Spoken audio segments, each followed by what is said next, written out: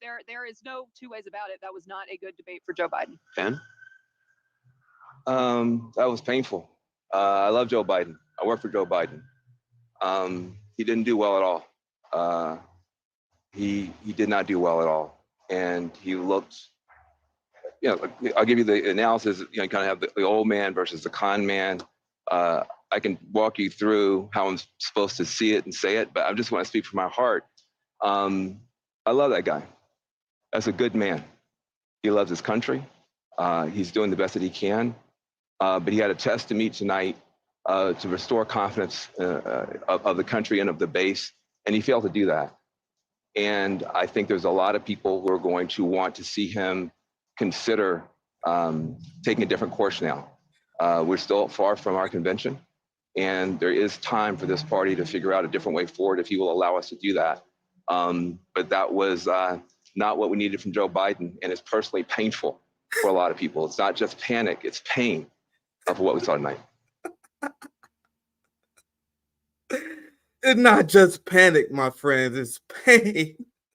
You guys see how they try to brainwash people into worshiping these politicians like they're your family and friends? What's popping? My friends, I have been swimming in an ocean of liberal tears over the last 12 hours. Last night's debate was comedy on a scale I couldn't have possibly predicted. Remember yesterday when we had another banger? We had the RBN roundtable back again. Me, Sabby, Rome, JB on the panel, spitting fire. Yesterday I told you guys, like, man, it ain't about to be shit, man. I'm gonna have this shit as background noise because I gotta see what's going on so I can tell you guys what happened. So I'm gonna have this as background noise. And me and my brother was watching, and I literally had to stop what I was doing. It was literally Biden had one fucking job, my friends. This man had one job, and that is not to appear near death. This motherfucker was on 1 HP the entire fucking debate. In the world, every pharmaceutical company cannot have to pay. Thank you. And by the way, so every day, millions in the world, every pharmaceutical company cannot have to pay. Thank you. And by the way, so as they say here, slay king. Go off, king. That's one of me. This man was undeniably cooked, and it's over for Biden. You have massive calls for Joe Biden to drop out now. But before we get into this, I got so much hilarious shit. I gotta introduce our guest here. We are a brother, my dear brother, my hotspot assassin. We releasing bangers after bangers on the daily. I got 4 hotspot videos coming out a day. Nico be dropping bangers too. What's popping, my brother? The amazing independent journalist, killing the game in hotspot with me. Welcome to RBN once again, my friend. What's going on, man? Look, that was a shit show. That was a shit show. I don't know what else. I don't know how to describe it. I was thoroughly entertained. And you gotta wonder, guys, like, it's like if the Roman Empire had social media. Like, it's like the fall of the Roman Empire, but entertaining and terrifying at the same time. That's basically what we're at. And trust me, we're gonna have a lot of fun this stream. But there's also gonna be a lot of discussion about what was said. We're gonna discuss the horrific choice that Americans are given: Zionist number 1 versus Zionist number 2. But also remember, the world is watching this, my friends. So trust me, we got a lot of geopolitical way to analyze this debate, and I have a lot to say. I want to get to my next guest here, our great friend, our honorary RBN comrade. We had an RBN roundtable yesterday. This is essentially RBN roundtable part 2 because Nick House and Mr. Winston are essentially honorary RBN members. So we have another edition of an RBN roundtable essentially. What's popping, Misty? Good. I'm happy to always serve as the token white girl on RBN. That's my role here. We're gonna have so much fun today. I can't wait. I'm in such a good mood. It's been like a great week for me, and then this is just, it really has, Missy. It's been a really good week for your girl. We got to go free, and we watched the downfall of Biden happen in the same fucking week, bro. It's like Christmas and my birthday all at once. Yeah, no, that really happened. And we can talk about Assange too. Trust me, this is gonna be a lot of fun. Also, some celebration. I'm gonna make sure we get Misty her roses and flowers, which we're For gonna sure. force her to accept as well. But we also have a new guest as well. Someone I followed on Twitter. Someone who does great work on multipolarity, exposing the empire. So this first time we have S.O. Kathan on the show. I appreciate you for joining us. Hello, folks. Nice to be with you. Absolutely. So we're gonna have a lot of fun, but trust me, there's gonna be a lot of foreign policy to analyze in this debate as we get through it, because there was so much cope in corporate media, and there was so much shit I could show you guys. But I have a segment from CNN where they talk about how the world is reacting, and they talk about the foreign policy discussion.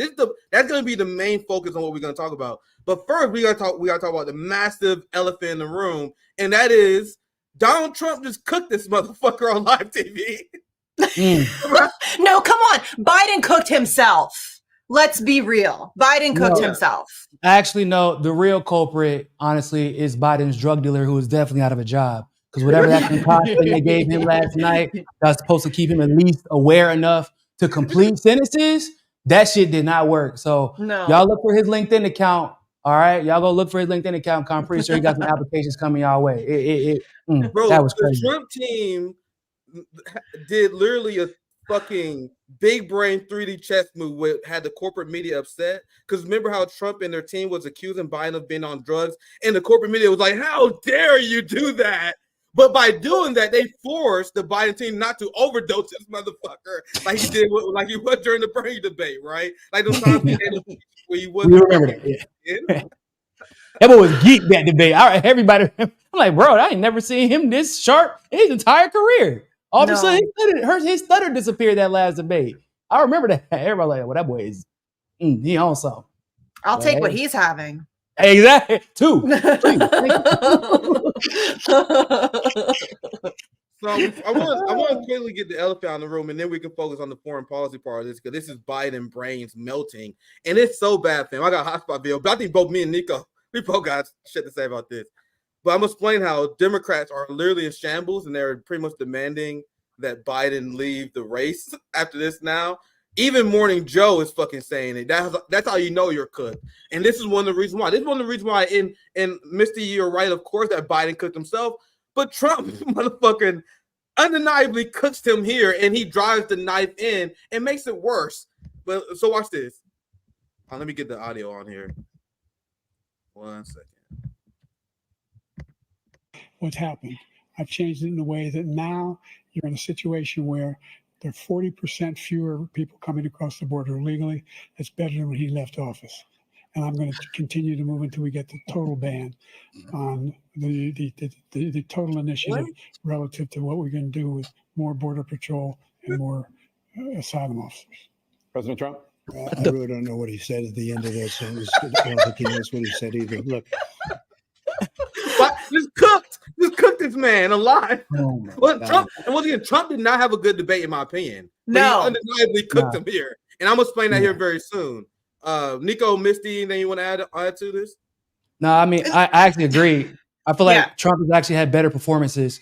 It felt like honestly, it was because he was so caught off guard by Joe Biden being so like just unaware and lacking a presence mentally. But also, it's important to remember that for whatever reason, this debate, they didn't allow the candidates to have any notes of references to data, which is weird as hell. That's weird as hell. I need you all to be able to respond with accurate numbers and data, because because Jake, so if Trump would say something, he never rebutted Biden, but if Trump said something that he disagreed with, Jake would come out with some damn data that how is Trump supposed to confirm that and answer if he doesn't know what he's looking at? How is he going to remember every single data point about, his time or Trump or Biden's time as the president of the United States running the country if he doesn't have any notes? I feel like that's ridiculous just from a perspective of a debater and a public speaker, because I want my candidates to, in this theater, if you will, to be as prepared as humanly possible so that we have clear choices, even though we don't have choices, but you know what I'm saying? It was ridiculous to not be able to have notes. Yeah, just how bad is it that Trump did not have a good night and he still looks like the superhero of all debates? Yeah. Biden's only job was not to look fucking dead. And now all those liberal journalists, all those corporate journalists who were trying to gaslight Americans into Morning Joe 3 months ago was like, "Oh, he's cogent. He's the best I've ever seen him." And then this morning they're like, "He's over. It's over. Biden's over." I'm like, "Really, my guy? 3 months ago." For him to say it, Misty. Yeah. I watched that segment this morning. That man took 5 minutes, y'all. Yeah. 5 minutes of I love him. I ain't never that. It was weird as hell because we keep hearing this over like from Van Jones. You know, I really love him. Motherfucker, whoa, that's weird. Like, he is the president. Y'all are not family. Y'all are not friends. Why? And he's not a good guy. Yeah. And I also learned that apparently we're all ages. I learned that because when we brought up these same concerns for, I don't know, the last 3 years, we were told we were ageist.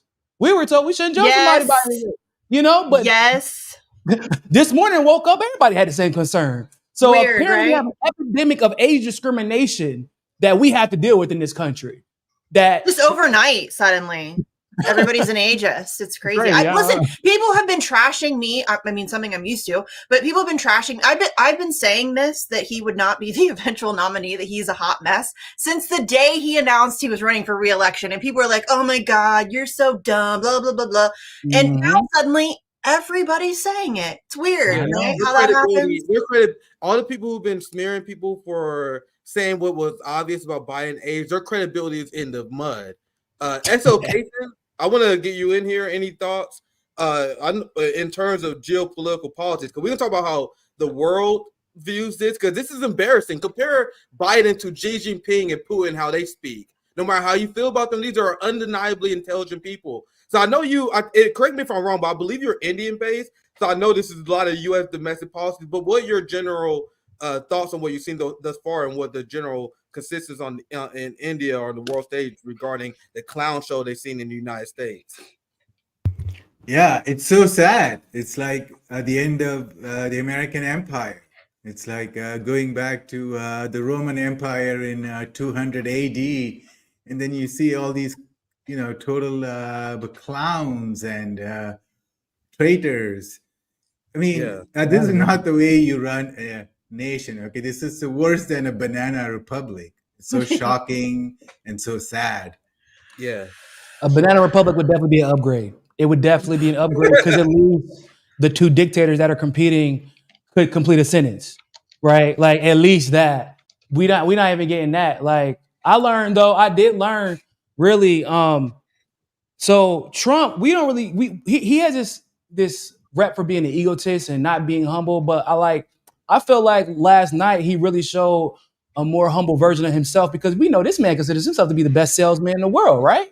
Right? And he's like, "Nah, man, look, this man Zelensky can show up, put 2 feet in DC, and leave with $80 billion on a dime. Nah, that's the best salesman in the world." And honestly, I felt like, wow, man, maybe we misjudged him. He really can give credit where credit is due. So, I learned that about him, I guess.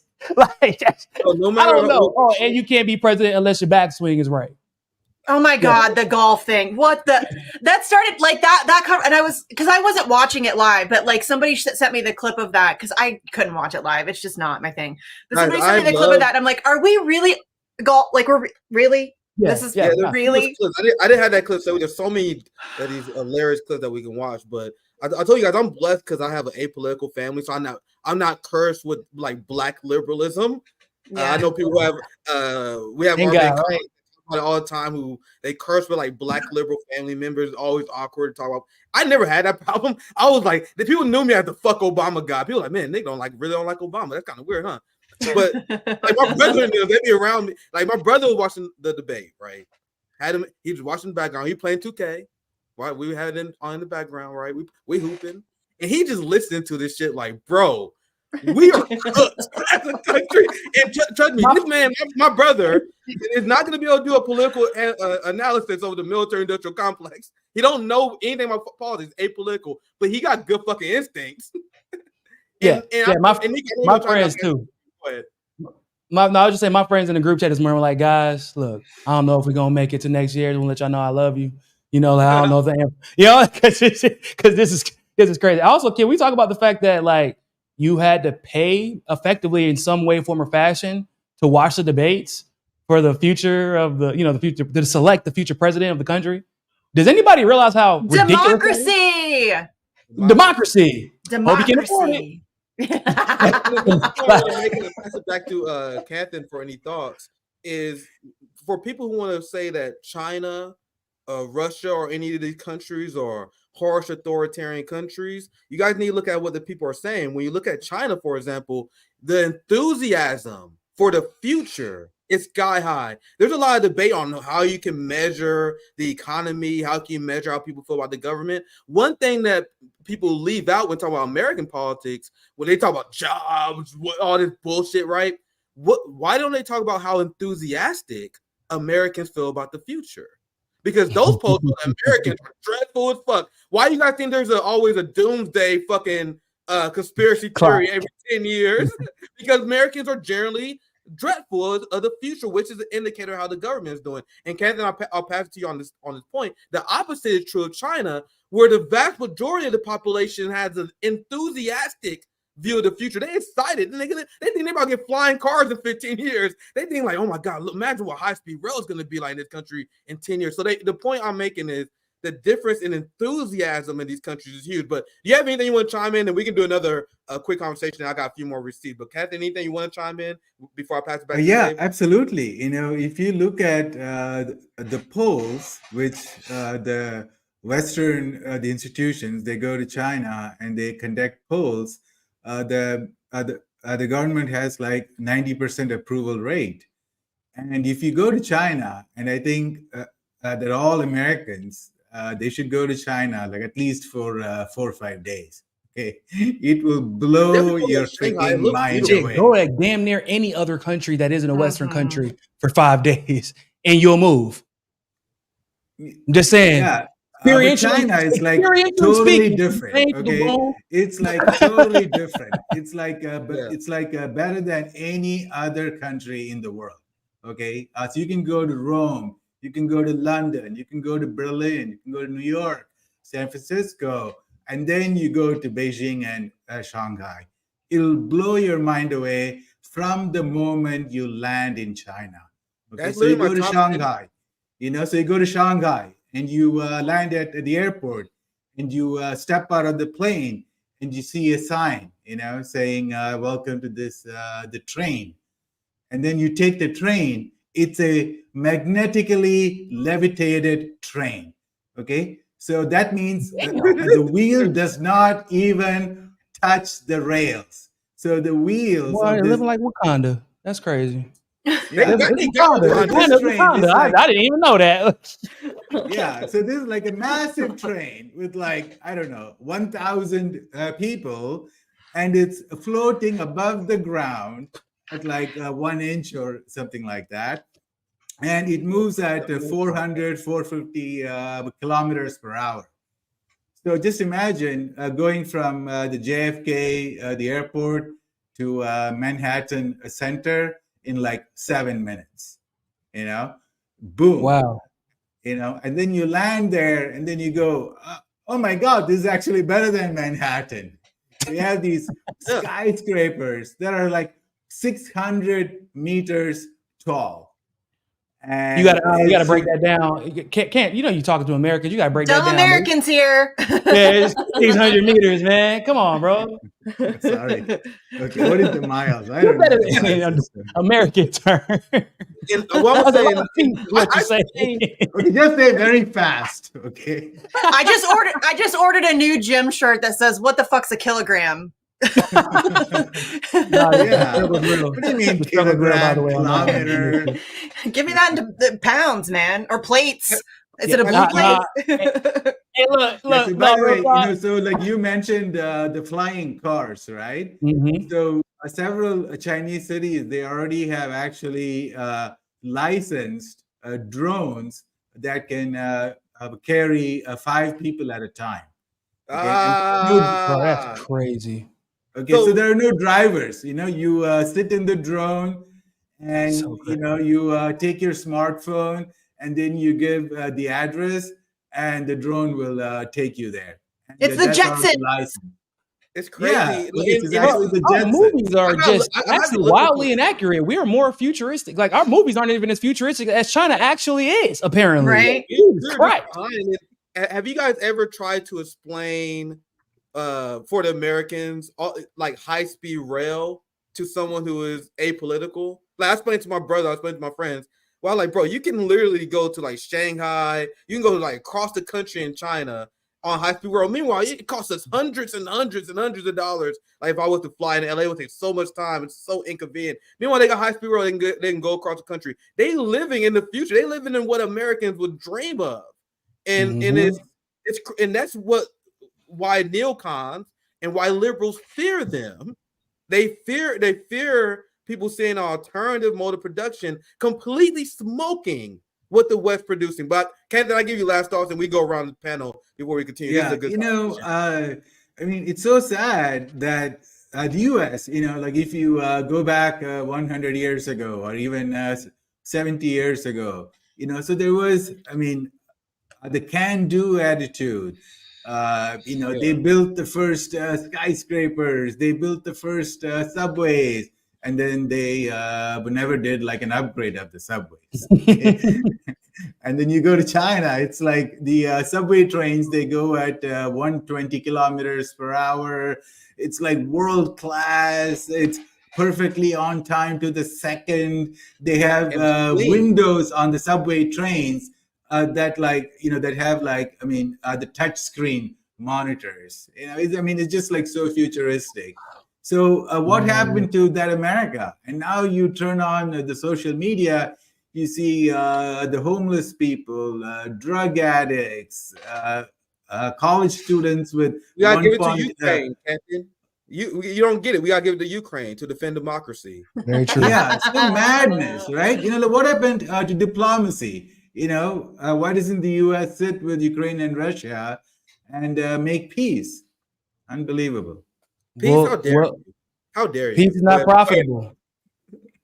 Peace isn't profitable. I mean, that's just the bottom line is, even if the politicians wanted to do it, right, the companies run the politicians. So they're paying the politicians to not want peace. It's like right now we're running out of money to stay in the Red Sea. So I don't know if y'all heard about the Eisenhower having to be called back from fighting against the Houthis. The reason why is because it's too expensive. But the only reason it's so expensive is because you allow the weapons manufacturers to rip you off. And you allow them to rip you off because they pay you to allow them to rip you off. And then y'all turn around and be like, well, damn, I don't understand why we broke now. What could have possibly gone wrong? Yeah, so if you look at the the Ukraine war, right? Russia is producing more the ammunition than the US and the Europeans put together. Okay, and Russia is supposed to be this the gas tank with nothing happening, but they have this like amazing manufacturing, and the US has no manufacturing. Why? Because the US is run by Wall Street, and they just shipped all the manufacturing out. Well, Canton, how is Putin's backswing? Can he drive the ball 200 yards? Because if you can't drive the ball 200 yards, I don't know what that is in meters, so you're gonna have to forgive me. If you can't drive that ball 200 yards at Top Golf, then we don't got nothing to talk about. We gotta go. We gotta overthrow him. Well, you got me there. One thing that I also want to bring up, and we're gonna get back on topic soon. I'm enjoying this. No, we won't. You know how we are. By the way, really quickly, people in the comments keep saying I look different. There's several things for that. First of all, my hair is lighter. Second of all, I got LASIK. I don't have to wear glasses anymore. And third, there's been a huge weight lifted from my shoulders, so I probably seem a little less grumpy than usual. I was like, damn, I don't know. I thought I knew the glasses, but your hair always looks. Misty is glowing because she should. This is good time happy. And we're gonna get to the Julian Assange thing very soon. One thing I want to bring up before we move on to discussing United States and China. I don't know if you guys saw this headline. I'm trying to see if I can pull it up. Where you had China that was here. It is. I found it. I can't actually found it. Here it is. Where you had China that was mocking the United States during the Afghanistan withdrawal because they're like, bro, you guys spend trillions of dollars to replace the Taliban with the Taliban, and China was like, hey, want to know what we did with that money? We lifted a few 100 million people out of poverty, created high-speed rail, and literally completely changed the game on infrastructure. Gave people healthcare, gave people a higher quality of life. Meanwhile, we got the Taliban for the Taliban, and like Captain said, we got drug addicts in the city and millions of people homeless. Oh, don't forget. They also took our jobs too while they were doing all that, right? It's like y'all dumbasses gave us y'all money to beat y'all at everything. That's crazy enough, right? Like that's the wildest part about the whole thing. It's like they're like, man, how can we have let China get so powerful? Let China get powerful. Y'all gave them the money to do it. At one point, the U.S. economy made up 1/3 of China's economy. That's insane. They're like, I don't know how we got to this point, man. That's crazy. But guys, we're the greatest country on earth. That'd be silly. Anyway, they were on Chinese social media cooking. You had the government making statements. You had Chinese TikTok stars blowing the fuck up. Bro, they was releasing bangers. That's just from what I've seen. I don't even have the access to the whole thing. Let's see what leaked in the United States. Chinese social media users mock the United States troop withdrawal in Afghanistan. And that's just one of many. You guys know the Americans are shielded from this kind of stuff. But what do you guys think they talk about in China state media? The press TV, our Iranian state media. Nigga, they are cooking the United States every day. They're showing the Biden debate. They're showing Kamala. They're showing Nancy Pelosi. They're showing Dianne Feinstein. They're like, yo, this is one of the most powerful senators before she died. They would show how incompetent our leaders are. Yeah. It's a sad day to be. It's a sad day, man, to be like today. Just I gotta go out in public, man.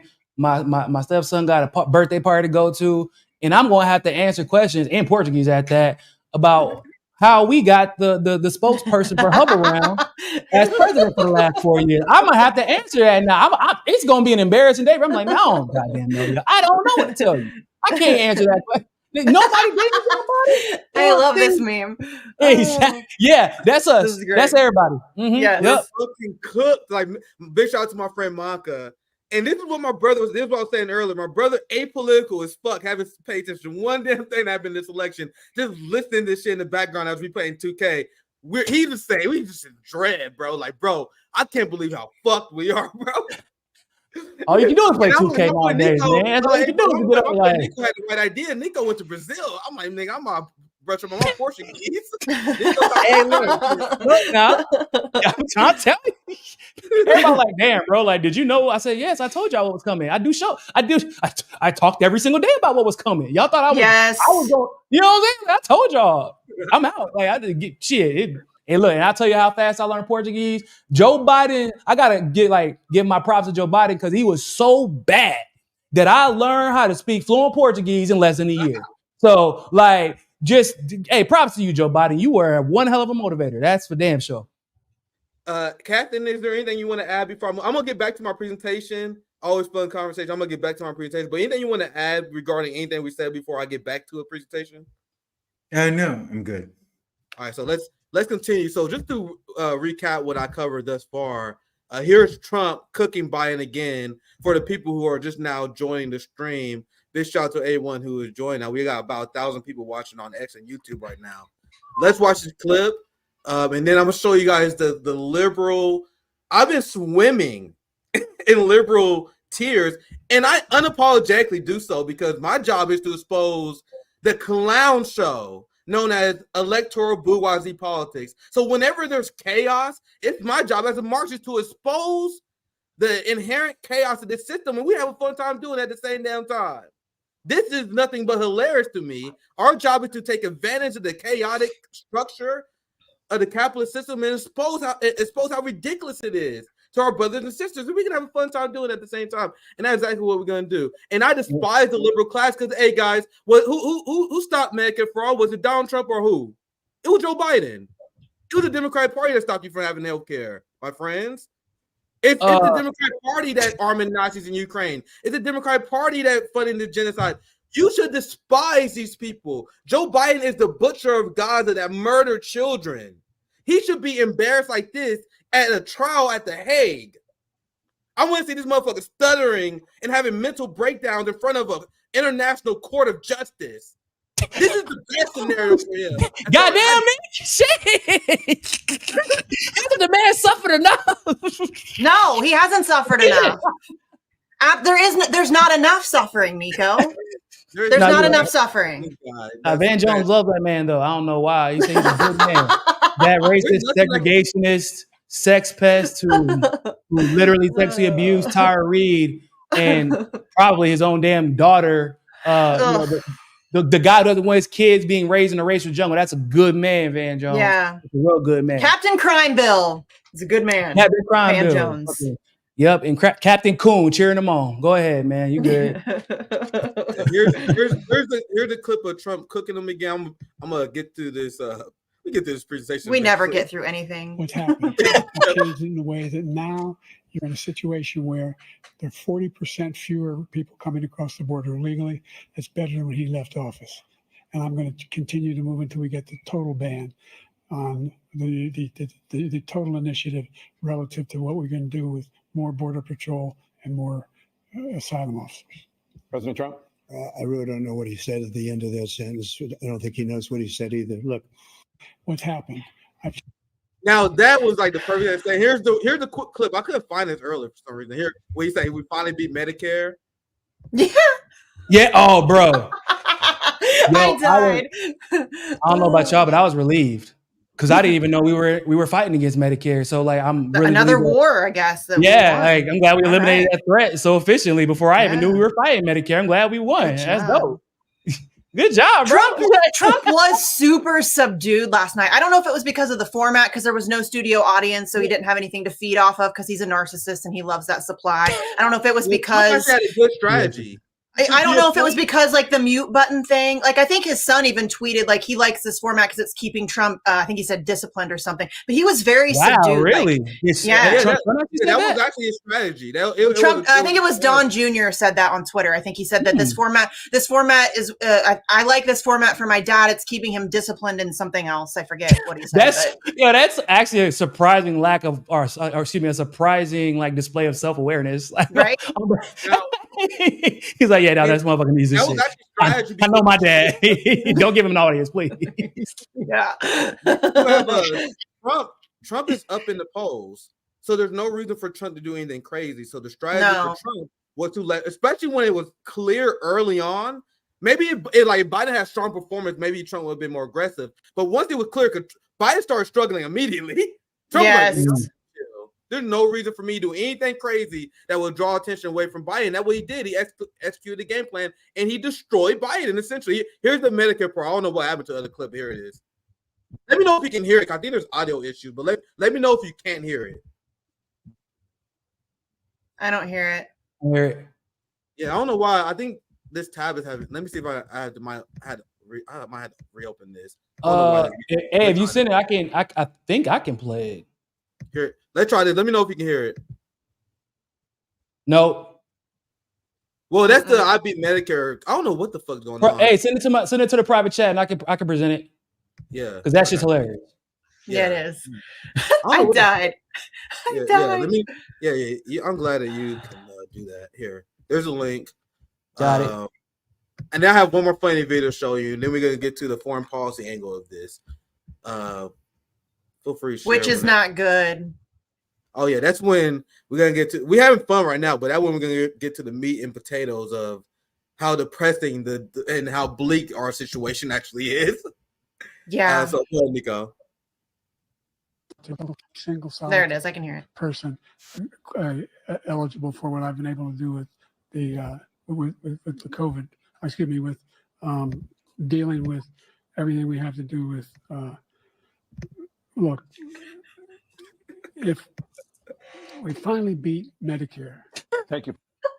So inspiring. You guys not inspired? President Biden, President Trump. You're not inspired by it? You guys. Elderly abuse day, ironically, was just like 2 weeks ago, guys. Wait, stop. Wait, did you guys see that Beau Biden, when he was Attorney General in Delaware, made a PSA about elder abuse? No. I'll send it to you. I'll send it to you. You can play it. It's hilarious. Somebody just did the audio with like this footage of Jill Biden like parading her husband around. It's seriously. I'll send it to you. It's hilarious. But also, guys, this is what I've been saying for a very long time. This is the president of the United States of America. I don't know if anything could make it more abundantly clear that it does not fucking matter who the president of the United States is. This guy is making 0 decisions. None. Not a one. None of them do. They're nothing more than puppets for power. And I don't know if that could be made more clear. And I hope people are starting to realize that this guy is not in power at all. I don't think that he was the one who made the decision to run again. That was it. I'm glad, Misty. I'm glad you made that point because that's gonna be a big theme of the foreign policy segment coming up. Because the question that a lot of world leaders, bro, because you think it's bad in the United States, bro. They watching this in the UK in shambles, nigga. They are roasting this man, and they're gonna show you. They're gonna show you in this segment. I'm gonna show you here later. They are roasting Biden in the UK media right now, probably worse than the United States media. Yeah. No, I'm sorry, Nick. I just sent you the in the private chat the link to the guy who did the audio with the the audio overdub of the, and then there if you want the actual original, that's also still available on YouTube. It's hilarious. All right, cool. I'm gonna play this first. Listen to this because this was right after the debate where Biden and Jill didn't realize how horrible it was going for them, and this is the most cringe shit you will ever see, and you see this repeatedly. Well, Jill Stein. It's Jill Biden. I apologize, Jill Stein. Fake doctor, Dr. Jill Biden, the fake doctor. She talks to President Biden like he's a toddler. Like I'm actually sure that Nico probably talked to his child. Yeah. I'm so proud of you, Joe. You answered all the questions. I talked to him. I was embarrassed, honestly. I was like, yo, I don't even talk to my 6-year-old like that. That's wild, dog. Like, yeah. And she thought that. Go ahead. Please play. Please play. Joe, you did such a great job. You answered every question. You knew all the audacity for people to cheer for that. The audacity. He smiled the same way like a toddler would. Yeah, I did. Like, yeah. Thanks, Mom. Thanks, Mommy. No. This guy got the nuclear code. He got the nuclear That's so crazy. I can't believe that shit. It's so embarrassing. Crazy. Have you ever been more embarrassed to be American? I've never been. I'm embarrassed daily. Straight to jail for elderly abuse. This is abuse, y'all. Yeah.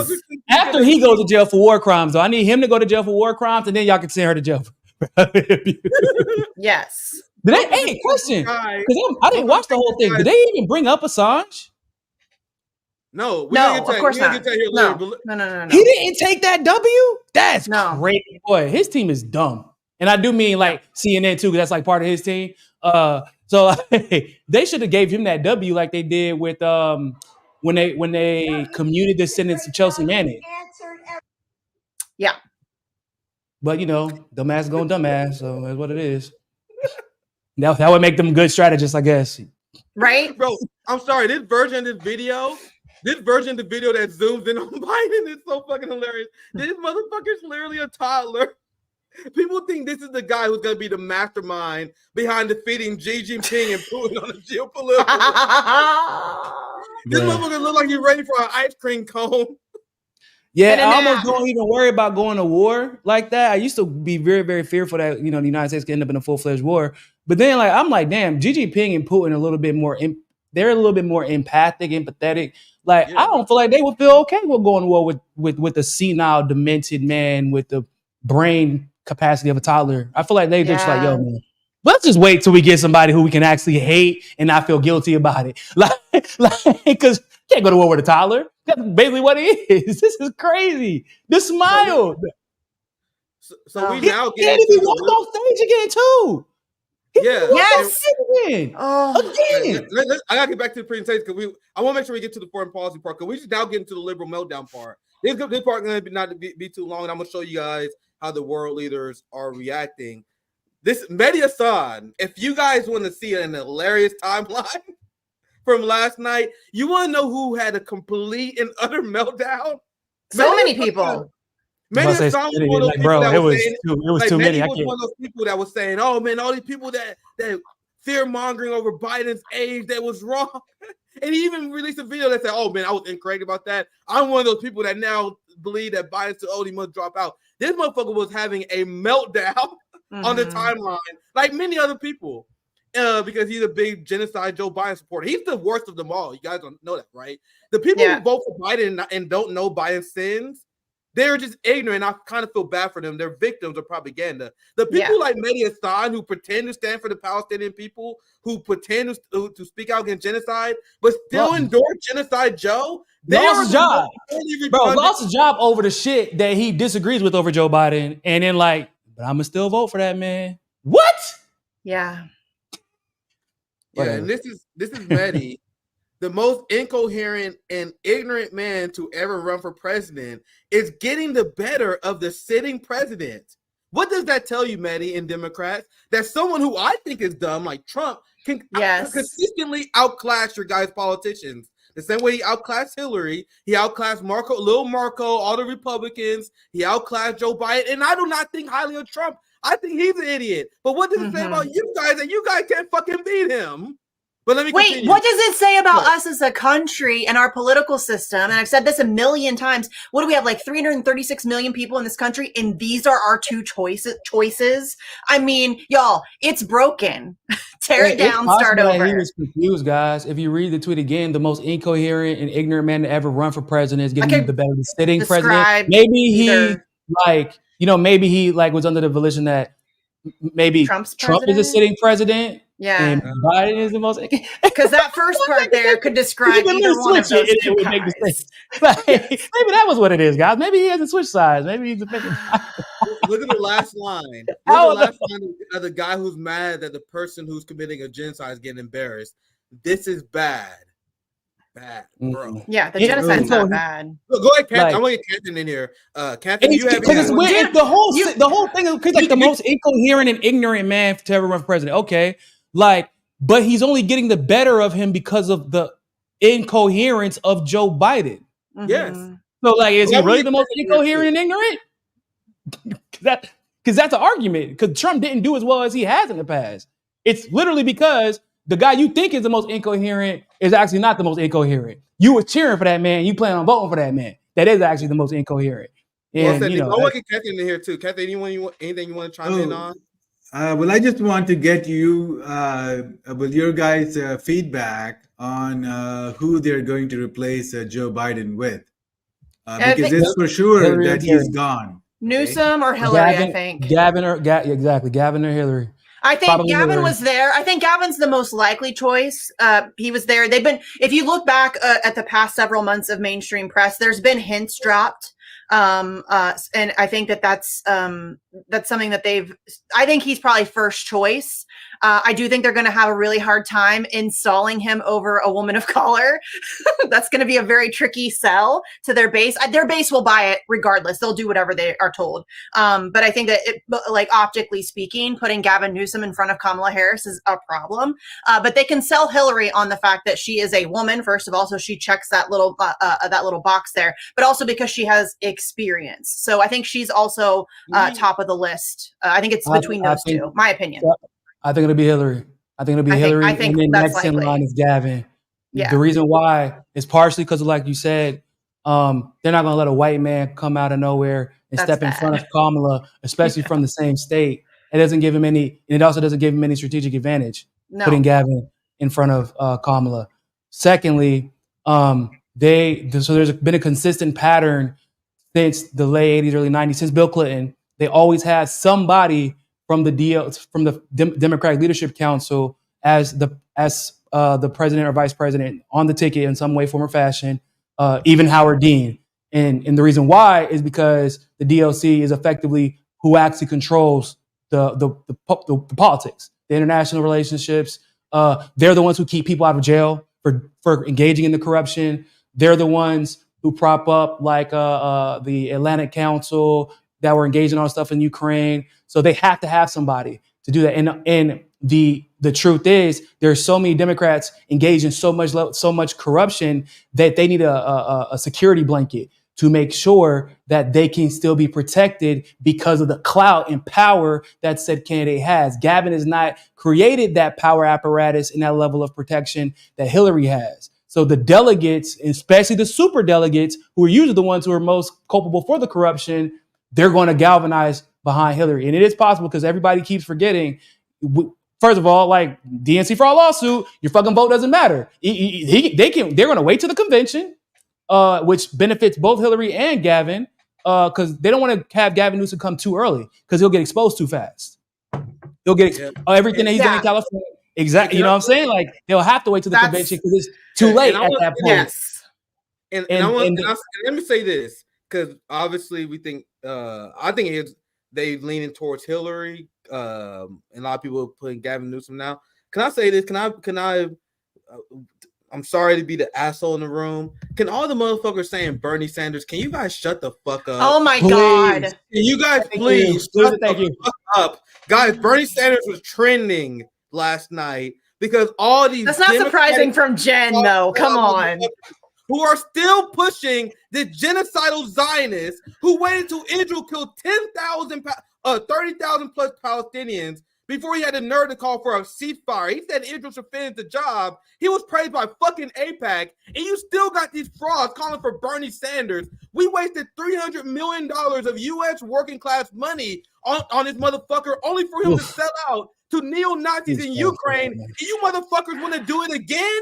And he's older. He's older than Biden. I don't even care about him being older. I don't either. But I'm just saying, like, if that, like, that's the concern is Biden's age, right? And like you're talking about it's mental health. Technically, everybody's I get that, but about his mental health.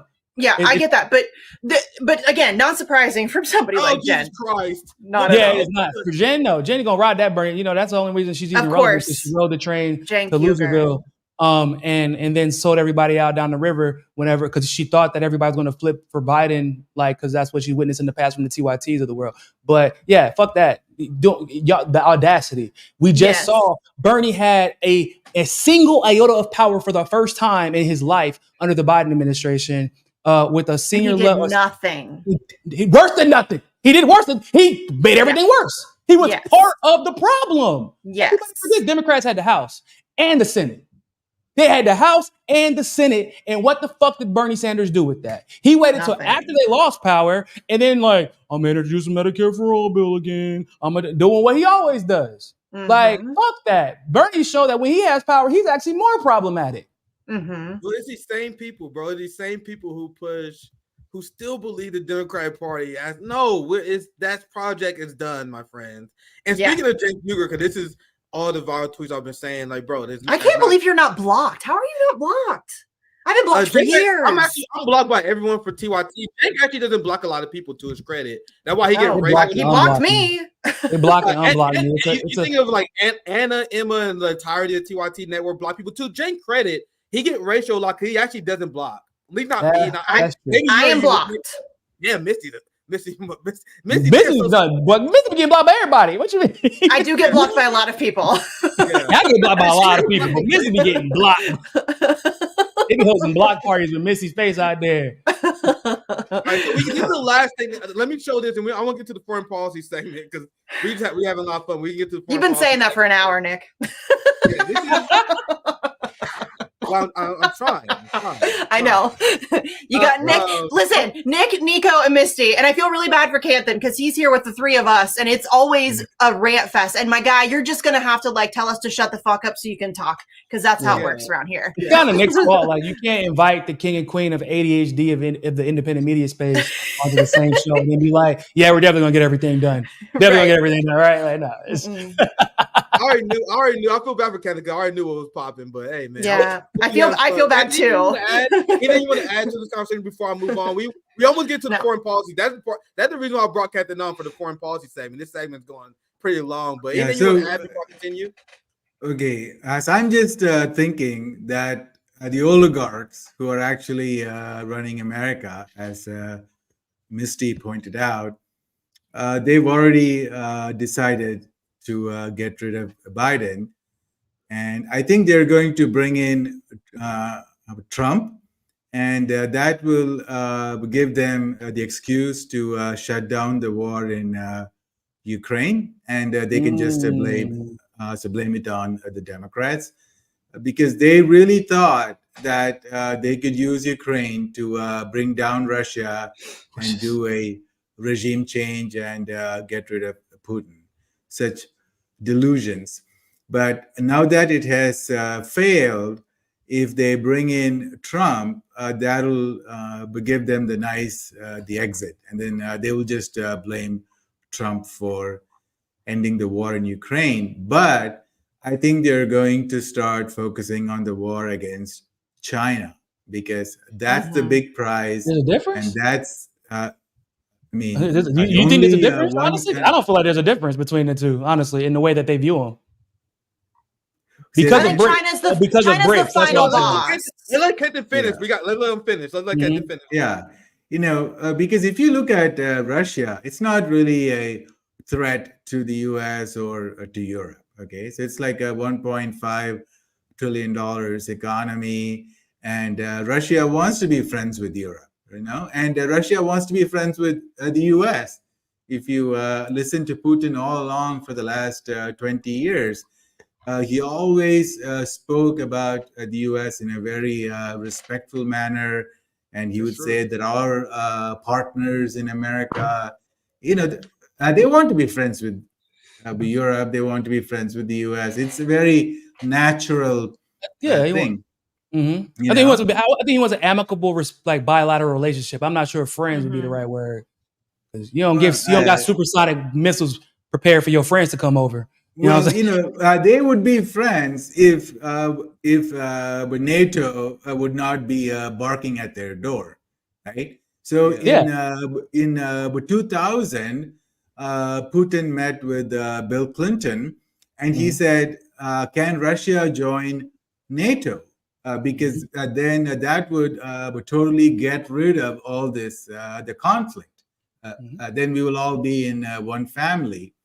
But the psychopaths who run the U.S., they want the conflict between Russia and Europe because that is the sole justification for NATO, right? So like if you have a psychiatrist, he doesn't want you to be happy, okay? He wants you to be sad, so you'll keep going to the only in America. It's only American medicine. Yeah, exactly. So that's the problem with...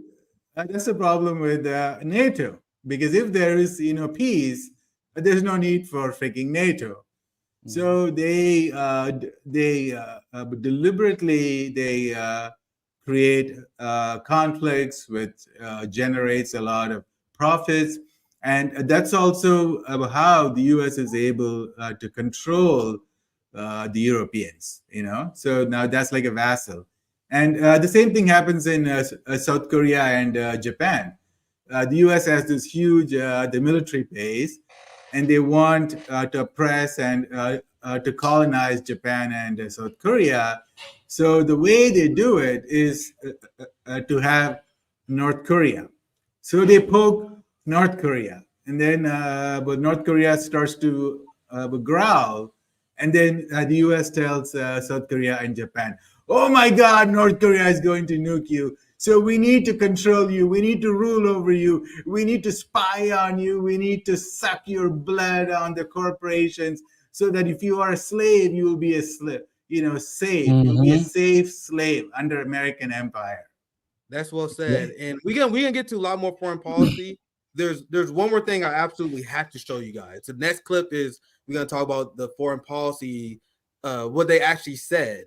And obviously we had an election between two Zionists. They're running on who's gonna bootlick Israel the most, who's gonna wage the most war. That's the choices. You have Zionist number one, Israel bootlicker number one, Israel bootlicker number two. So who do you want to serve Netanyahu in the Israeli government? That's the American choice. And meanwhile, the person who actually take this shit seriously, because I saw this stream is popping. I think I missed it. Look, we see a few liberals looking at because the title of the video where it says RBN decided to have Trump back in office. Like, nigga, if you are invested in this any way, shape, or form, these are two genocidal monsters It doesn't I matter. would be honest, I'm rooting for Yeah. chaos. I want Americans to wake up on how ridiculous this shit is.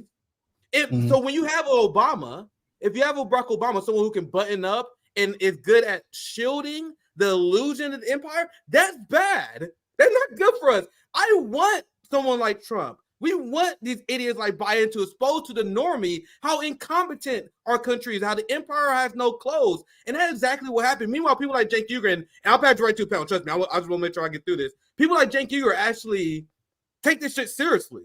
Like, he actually you're gonna lose the I mean, it's part of his grift. He's got to. You remember that debate I did against Ben Burgess, which is hilarious in hindsight. So I and Dr. Ben Burgess had a debate about whether or not leftists should vote for Trump should vote for Biden in 2020.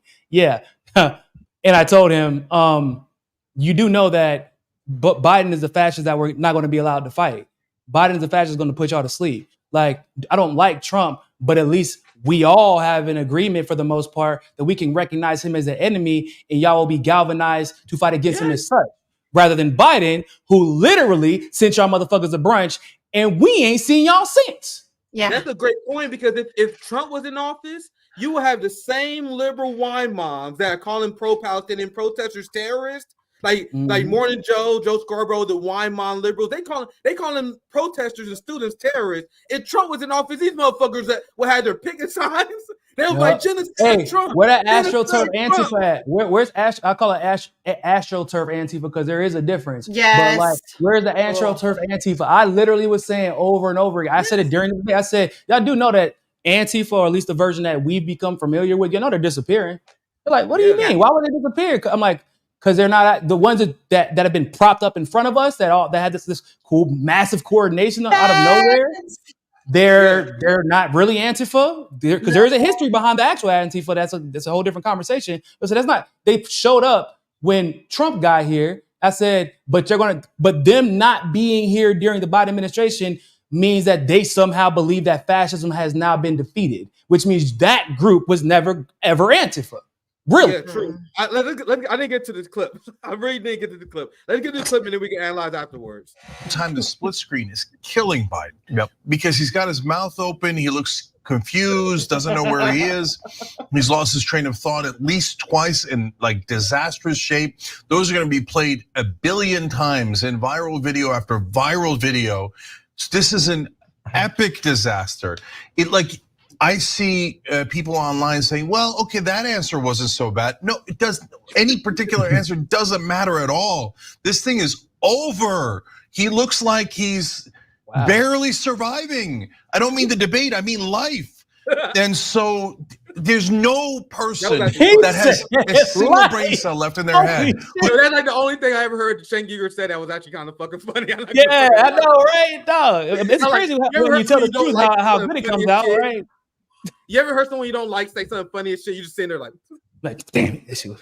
Yeah, Obama. I hate him. Anyway, Obama always makes me forget I hate him, bro. I ain't gonna lie. That's like my biggest like.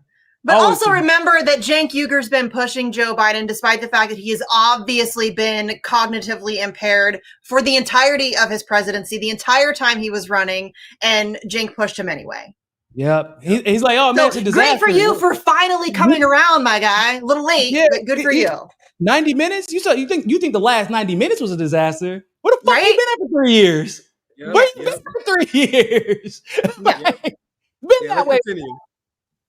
It doesn't matter at all. This thing is over. He looks like he's barely surviving. I don't mean the debate, I mean life.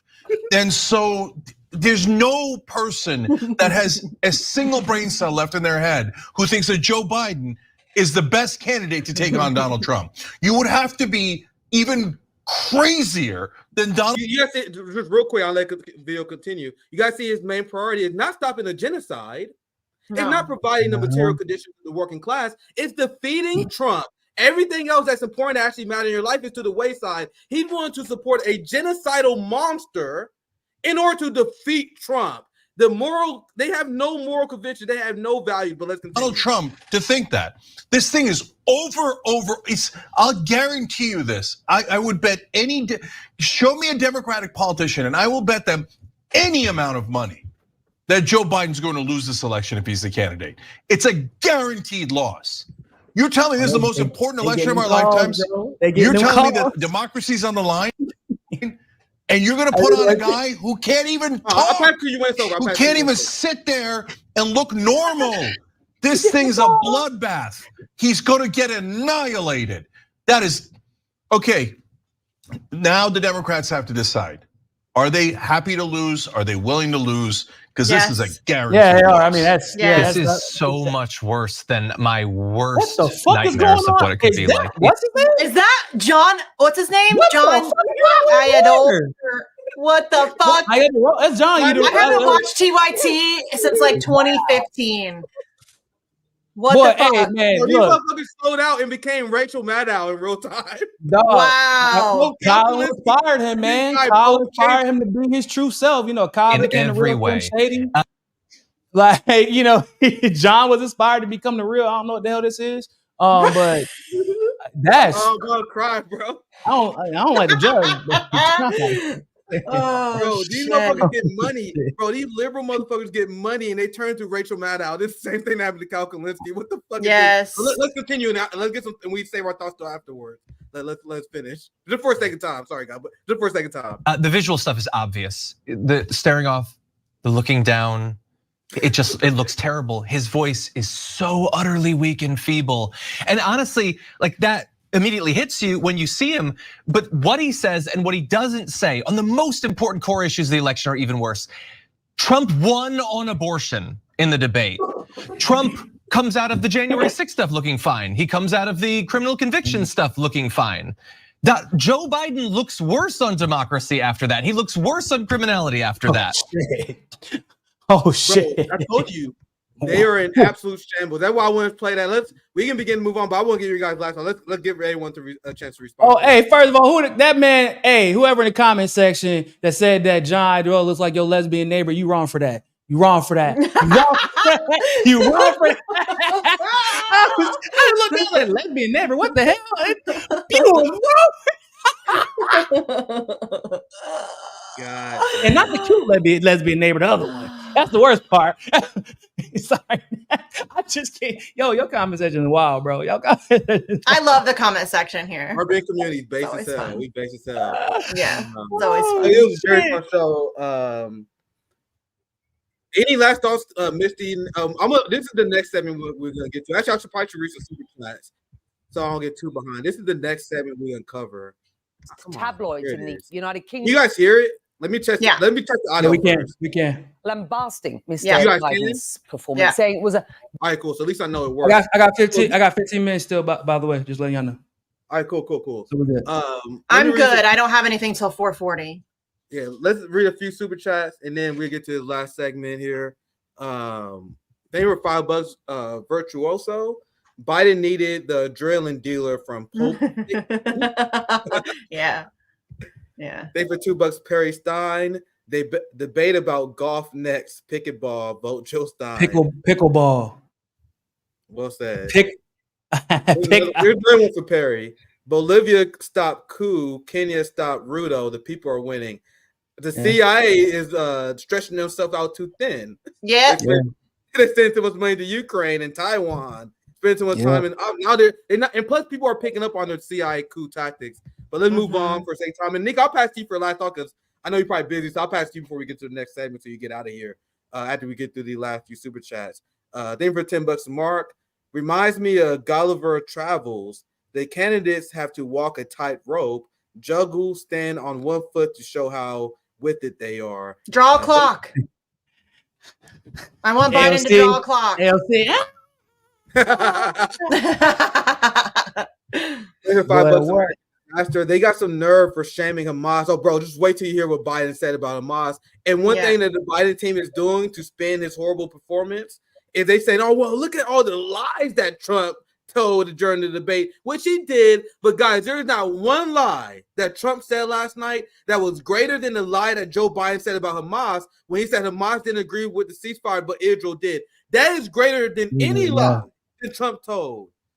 Biden telling the lie that UNRWA was complicit with Hamas on October 7th is a greater lie than anything that Donald Trump ever told, my friend, because that enabled the starvation of thousands of children. There are 30,000 plus Palestinians that are on the brink of starvation based on low number Western estimates. And that is directly because of the lies that Joe Biden told. There is not a single lie that Trump has ever told, which there are many.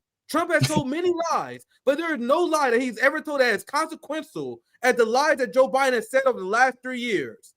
But Nico, go ahead. I was going to say that it directly contradicts what Joe Biden said, like not even 2 weeks ago, that there was no actual ceasefire deal being considered by Israel. That was fake. That was fake news. That America wasn't tracking it. So to say that Hamas didn't agree to something that didn't exist all of a sudden is preposterous, because Biden's administration said they weren't, because everybody thought there was, because remember with the situation with Bree, what was that?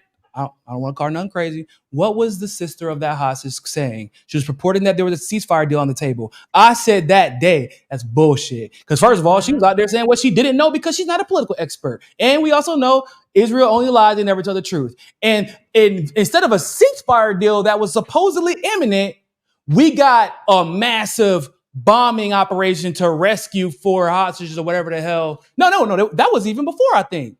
They did another operation after that. So she went from ceasefire deal on the table to they're getting 200 people killed. There's 200 people killed like 2 days later. So like there was no ceasefire deal on the table. And so for Joe Biden to tell that lie, like you said, stop pretending like any lie that Trump says is somehow uniquely diabolical as compared to the lies that Joe Biden tells, which has gotten us locked into a genocide. He lies about stupid shit. Like he would say, "I'm the best golf player of all." Yes.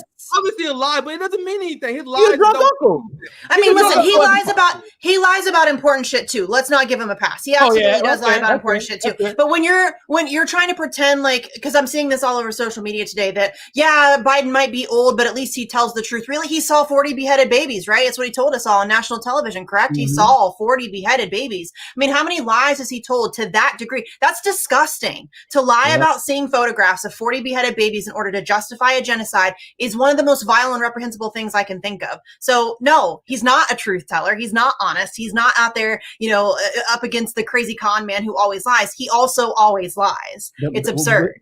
Yeah, and that's the point. Martin Luther King, y'all. He marched with Martin Luther King. He marched with Martin Luther King. Yeah, he did. He said it. Well, but Nico, before you get out here, any last thoughts you want to, anything else you want to plug? Basically, I feel like for the people who keep saying like you said, they're prioritizing beating Trump, and trying to use Palestine and Israel as the reason why. In some cases, in a lot of cases recently, y'all have to realize something. Joe Biden, last night, they announced that this fool about to send more bombs to Israel to drop on to Palestine. At the bare minimum, Trump has actually come out and said, yo, you're not handling this war well. And he hinted multiple times, and if it's unpopular, because it's all about popularity and optics with Trump.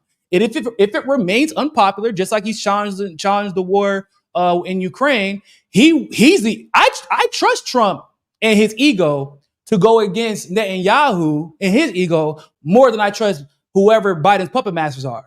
Because at the end of the day, Trump gonna do whatever Trump want to do. And he is a PR demon. He doesn't want to lose. He doesn't want the optics of losing. And right now, as he said in the past, the war is dragging on too long. You don't have a goal in mind. Now he's starting this shit with Lebanon, and Netanyahu's unpopular. So what does Trump do whenever people become unpopular? He distances himself. So we can't be sure that, we know it's too Zionist, but to pretend like we should act like we're not seeing what we're actually seeing unfold with Biden because of this false narrative that somehow Trump is worse, we at the bare minimum is equal. Yeah. But the most positive spin on it is Trump is the most unpredictable motherfucker in the world. But the only thing that we can't predict is that he's going to satisfy his ego, and he's going to go for the best PR move. And Netanyahu right now is possibly next to Biden the most unpopular politician. Okay, Biden, then Zelensky, then maybe Netanyahu, depending on who you ask. He's the most unpopular politician in the world. Why would Trump want proximity to that when he likes to maintain the image that everybody loves me, and I only fuck with people, like I only rock with people who everybody loves, right? So I just feel like it's a false narrative to put it out there that the priority should be beating Trump. The priority should be uprooting the system.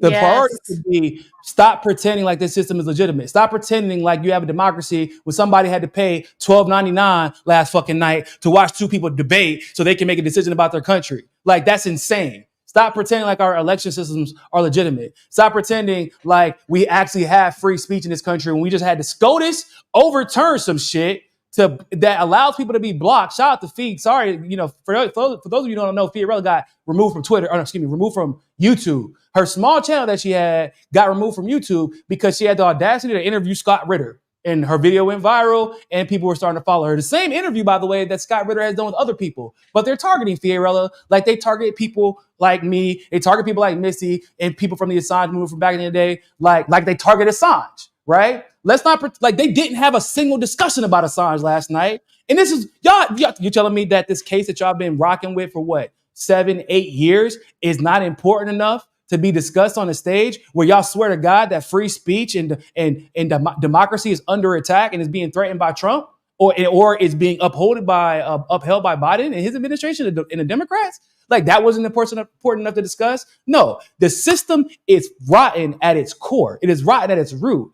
And validating it by pretending like electing one of these guys or the other is somehow going to change the trajectory that the puppet master set them on is ludicrous. And it's just insanity. I don't understand how people keep falling for the same fucking trick. Go do the work on the ground. Do the work on the ground. Please. And that's how you change the system. It ain't gonna be for voting for the. I think the best way to change the system is to not to vote on elections. Okay, so like the whole country, nobody votes. Okay, and then you see what happens. Actually, nothing will change. Okay, that will show you. That will show you that there was no point in voting. Why all the drama? Okay. So because it's basically the 1% versus the 99%. So stop fighting, the liberals versus conservatives, whites versus blacks, gay versus straight. Nothing matters. It's actually the class war. 1% versus 99%. Yes, and you cannot beat them at their own game. They can change the rules whenever they want to. That's not a thing that can happen. You going to vote does nothing. I mean, do it if you want, if it makes you feel good or whatever, but it's completely masturbatory. Don't SCOTUS case, Misty, do you know that SCOTUS case? Do you know why that they decided to overturn a federal case about the censorship, or at least being pressed to censor? That so basically the Biden administration was pressing people to censor and remove content and creators during not only the elections but during COVID. Okay, the Louisiana's court said like, nah, y'all can't do that shit. It is extremely difficult, guys, to overturn a federal court case. And if it's overturned, there is a legitimate reason as to why. But the only reason that they overturned it, well, there's two reasons. One, they said that nobody was there was no proof that anybody was actually harmed. But the federal original case said, no, they violated the Constitution. There doesn't have to be any harm done to violate the Constitution.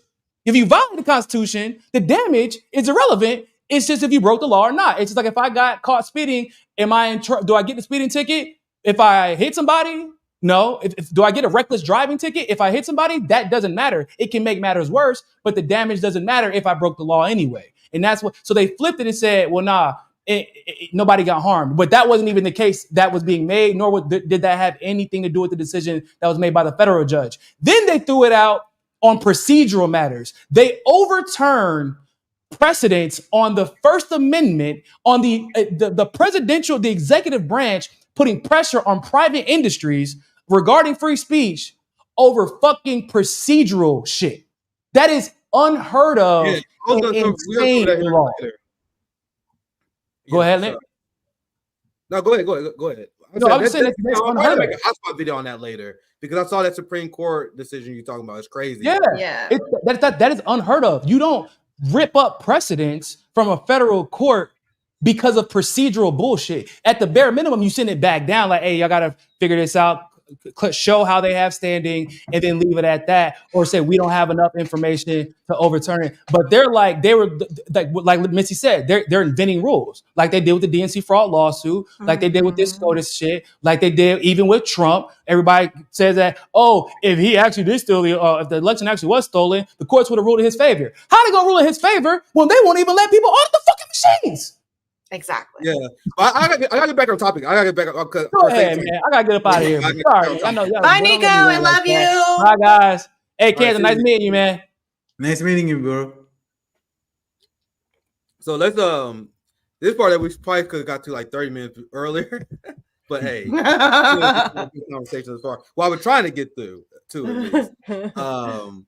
Is we showed how Biden had a complete meltdown that's tanking his election. No, and not only going to take his election, we're about to see a red wave. One of the reasons why I think Biden's going to be replaced because Democrats are melting down and sending texts. Higher ups are trying to speak out because he's going to cost Democrats down ballot. There are Democrats who are running that are freaking out because they're going to lose. They don't want to be showing up. They don't want to do any events with this motherfucker now. They don't want to be associated with Biden, which is why AOC and Bernie Sanders are fucking morons because they decide to attach their politics to the most unpopular motherfuckers in the world, and they think that will serve them. But anyway, let's get to this video here because they're going to talk about how the world is discussing this debate. Because as they trying to spin, as they trying to get any positives out of this, you have United States allies that was watching this in horror, and you have Xi Jinping and Putin that's fucking celebrating, drinking champagne. This is glorious if you are a quote-unquote enemy of the United States, because it's been exposed to the world that the United States and the Biden administration is ran by a shadow deep state. This man is making no decisions, and the American people have been sold out as they try and paint the picture that China and Russia is authoritarian. So let's start the video. There's going to be a lot to say about it, and Kaithan and Misty, feel free to chime in if you want, but they're going to talk about the world impact. And of course, this neocon posing as a historian is going to say a lot of crazy shit that's going to trigger us. They're very upset. He's like, this person, one of the people they allowed to talk about Ukraine, and her whole thing, her entire job is to be an arms salesman. It's to sell war. And she marketed herself and she pretends she's a historian. You're not a historian. You're not a journalist. You're a salesman. The same way I used to sell cars. The same way I used to sell cars for Toyota, she sells arms for Boeing and Raytheon. So let's continue. You're going to see exactly what I'm talking about. Pleasant reading, it has to be said, for Joe Biden this morning. Words like panic, shock, unwell are being used. Tabloids in the United Kingdom, for example, lambasting Mr. Biden's performance, saying it was a disaster for the president. An opinion column for the National here in the UAE said the debate was, quote, an unprecedented fiasco. US President Joe Biden's re-election candidacy crashed and burned. And I'm going to let it continue to real short, but as you guys see, international media is roasting this motherfucker. They're not holding their tongue the same way the partisans that their only job is to get Trump elected are doing. This is what is being discussed around the world. And in China state media, I can only imagine the laughs they're having. In Russian state media, I can only imagine the laughs they're having. But let's continue. Spectacularly at the debate against former president and convicted felon Donald Trump. Well, editor-in-chief of the National, Mina Al-Arabi, joining me now in the studio. CNN's international diplomatic editor, Nick Robertson, is in London. And let's just start with you. The international media is weighing in. What's being said? You saw the criticism there from the UK media, essentially saying what's being said in the United States, but it's all the newspapers here. And I think it's perhaps more shocking, for United States allies, because they don't get to hear as much of President Biden and Now, what does that say? Right? Because the corporate media and the liberal media has been trying to gaslight Americans, and they create this thing called cheap fakes. And they are saying that people that say that Biden is dementia-ridden old man who don't know where he's at, they say, oh, these are just Republican operatives. These are just trolls that are looking for likes. So maybe there are people internationally who don't know what the hell's going on. So whenever Biden go on these big trips, like whenever they have meetings at the EU, whenever they had a G7 meeting, you have Biden that shows up, and then you see international leaders look horrified because they don't even realize how bad it is. So that's what he's discussing now, is the world realizing what we've been saying for months and months now. The former President Trump as people watching and listening in the United States. So yes, every newspaper here is really shocked, I think, about how badly President Biden did and the implications, therefore, for his re-election. That was mirrored by what we heard in French newspapers, in Italian newspapers as well. Also, Greek newspapers suggesting, is this time for President Biden perhaps to move over? The harshest criticism, but perhaps not surprisingly so, coming in Russia, where he was absolutely lampooned in state media. One talk show host there saying that this debate was a show for pensioners. That does kind of ignore the fact that President Putin is of pensionable age as well. But that was the tone that they took, and really taking aim at President Biden and his poor performance there. We have heard from the Kremlin. The spokesman there said that President Putin didn't stay up and watch the debate last night, although one guesses he might have watched it later today. But the Kremlin saying they're not going to weigh in. Can you imagine? I want to get Canton and Misty's in on this thought. But can you imagine the liberals who actually thought that Biden could defeat someone like Putin on the geopolitical world stage? When no matter how you feel about Putin, he just had an interview with Tucker Carlson, and he does long view interviews and forums all the time. And no matter how you view Putin, it's undeniable that this motherfucker is smart. So, Ken, I want to give you in here for your chance to chime in. Anything you want to add, and then Mr. you can chime in. Well, yeah, just like as you said, as I was also thinking about the Tucker Carlson interview, where Putin spoke for like 2.5 hours. Okay. He went through the whole history of Russia, history of Ukraine, back, 700 years ago. And he went through geopolitics, politics, economics. I mean, very sharp guy. And he has all the statistics, all the data. And he also does press conferences with zero notes. There are no notes. There are no what do you call those things in the front? Where the words teleprompters. Okay. So no teleprompters, no notes, and he takes questions from like 30 different journalists from all over the world, and he would do it just totally. Impromptu for 1.5 hours. And same thing with Xi Jinping. You listen to Xi Jinping talk, he's talking about artificial intelligence, robotics, and, like the future. And then you turn on the US, it's like, well, I have a golf score, and you are... What do you call them? He said, you have the morality of an alley cat. My God, what kind of a statement is that between two presidential candidates? It's like street fighting, It's like two drunk people at a bar. Yes. Can you guys imagine if somehow they was able to set up a debate between Biden and Putin? How horrible! Oh my God! Imagine, and it will never happen because the United States is too cowardly. But can you imagine in an alternate reality where Putin and Biden debates, and Biden has to debate Putin on Ukraine, and Biden has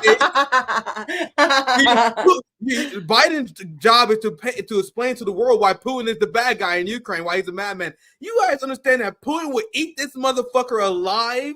Or any of these, not even just Biden, let's not focus on him.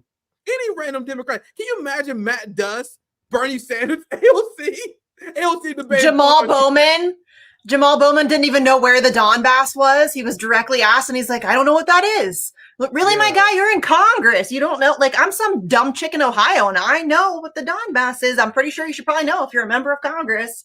You're absolutely right, though. Listen, you don't have to like Putin, and I don't like Putin. I don't like any world leaders. I've said that many times. I don't think you can reach that level of power without being kind of a psychopath. I don't trust any of them. But it's undeniable that he is unbelievably intelligent. He is very shrewd. He is very calculated. And it's, again, it's such, like right now, it's such a joke. It's so embarrassing to be American, knowing that like these are the two guys guys last night that just represented our country and our people. To the degree that they actually hold any weight or water, but to the global population, I mean, those are the two representatives for us, right? And it's just embarrassing that these are the people who are supposedly running the country. And Putin would wipe the floor with any of our politicians. I think there's maybe two or like Thomas Massey, I think, could have a conversation with Putin and hold his own. I can't think of anybody else. Robert Kennedy Jr. I think maybe he's reasonably smart. Yeah, maybe. You know, but we need, I think more. RFK Jr. smart. He could he dishonest, especially Yeah. on Israel, but I think RFK Jr. is smart. I believe He is that. smart. Yeah, I'll give him that. He is smart. Yeah, so Let's this is a continue. problem Wait, with wait. democracy, right? I mean, it becomes a populist drama, and stupid people vote for stupid politicians. You know, Yeah. Politics, should have they should take tests. You know, like a politician should be required to take A drug tests test on- first. Drug Huh? test for everybody. Give them a drug test. first, and Yeah. then the intellectual test on various things. Foreign policy, economy, healthcare, military. Basic U.S. history. Yeah, I would be basic willing US to bet that history. most of the people that serve in government don't even know basic U.S. history, or frankly, probably not even geography. They're all Yeah. idiots. So by the way, so if you read the U.S. history, then you can actually find solutions to all the problems in the U.S. right now. Like you go look at the 19th century America, and you look at what some of the top leaders did. Okay, so for example, they knew the value of manufacturing. They knew the value of the infrastructure. They built all these the canals. So for example, Chicago used to be like nothing. There were maybe 50 people in Chicago, and then they built the canal, and then Chicago became like 100,000 people within a few years. So they, and then they built the railway tracks.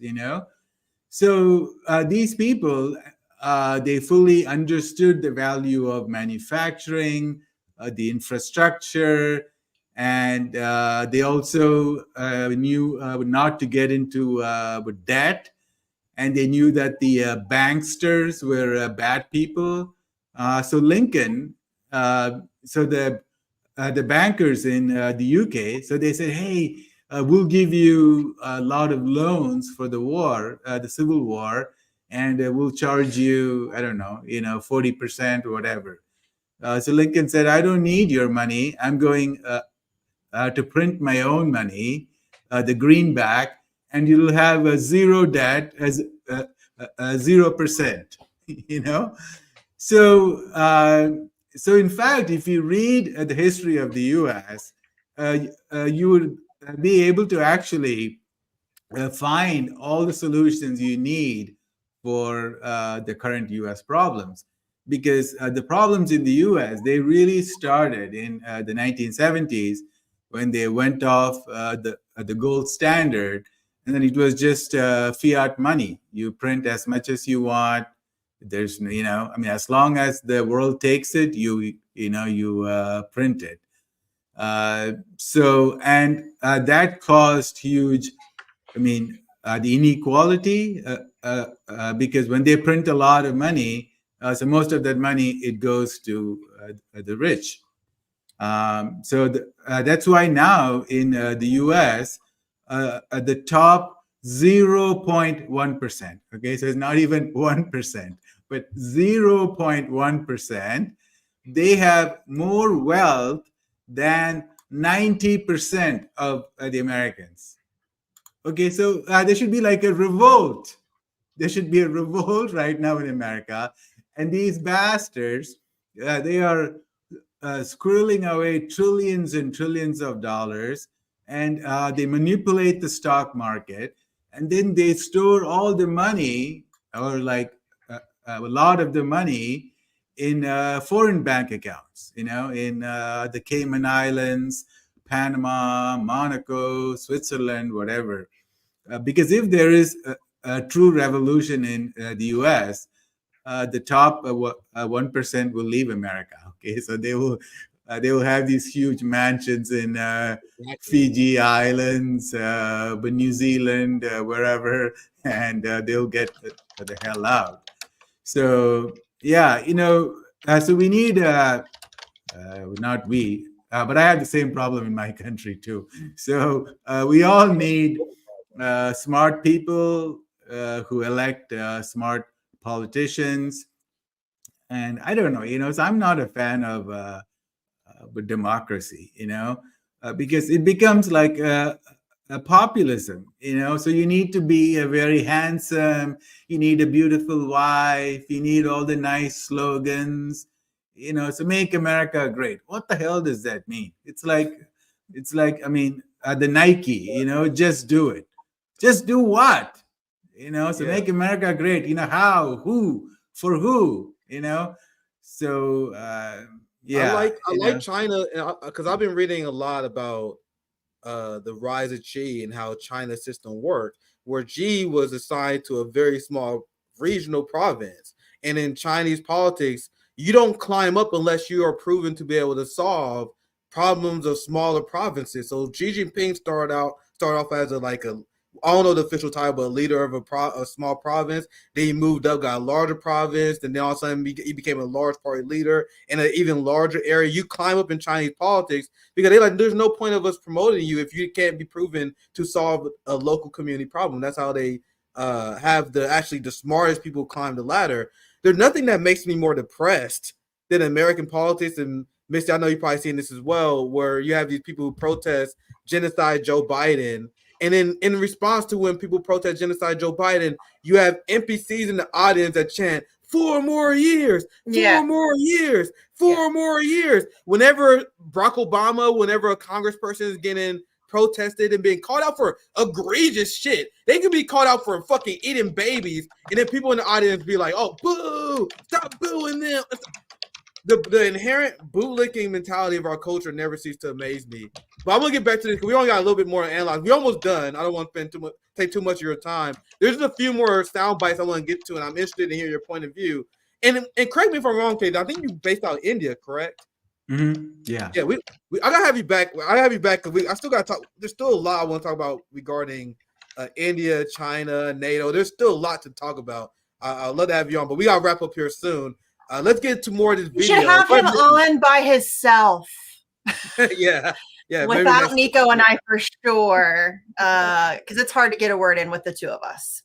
Let's continue the video. There's gonna be a lot to cover here, and we can continue from here. On the internal affairs of the United States. And I think that's a tone you can expect from all leaders around Europe, whatever the newspaper headlines are saying. They're not going to weigh in on this internal matter in the United States. But it reaffirms for all of them the reality that they could be very well be dealing with a second presidency of Donald Trump. And it looks like, through his own words, a redux of the first. The worrying thing for all these leaders, of course, is it might be a redux of 2016, 2020 Donald Trump. However, the world has moved on in those 4 years, and it's much more dangerous and much less stable. And that really underscores the concern. Yeah.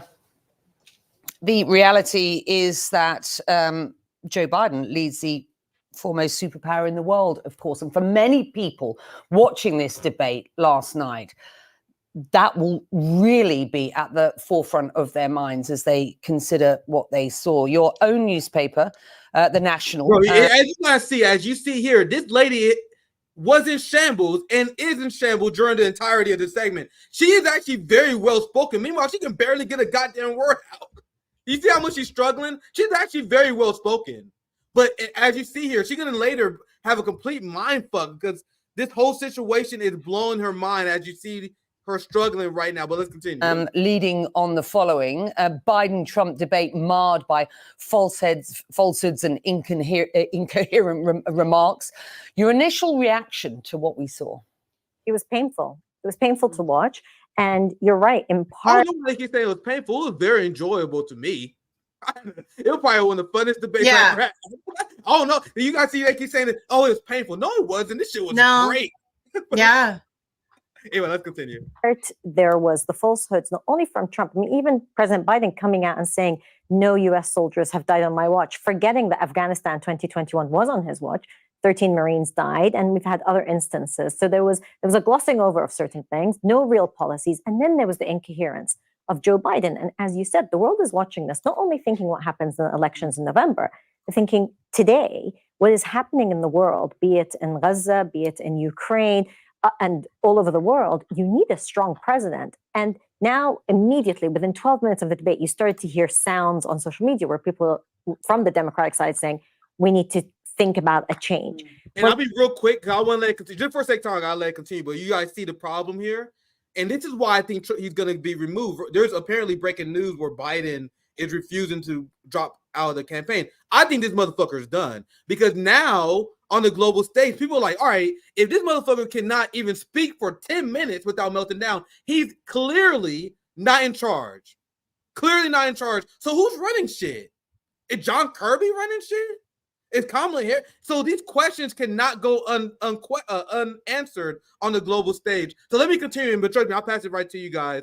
Just for the sake of time, I'm going to let it continue some more. I'll pass to you guys after the next part. Well, if that means that the sitting president doesn't have the confidence of the people who support him, where does that put the administration today, let alone thinking about what happens in elections?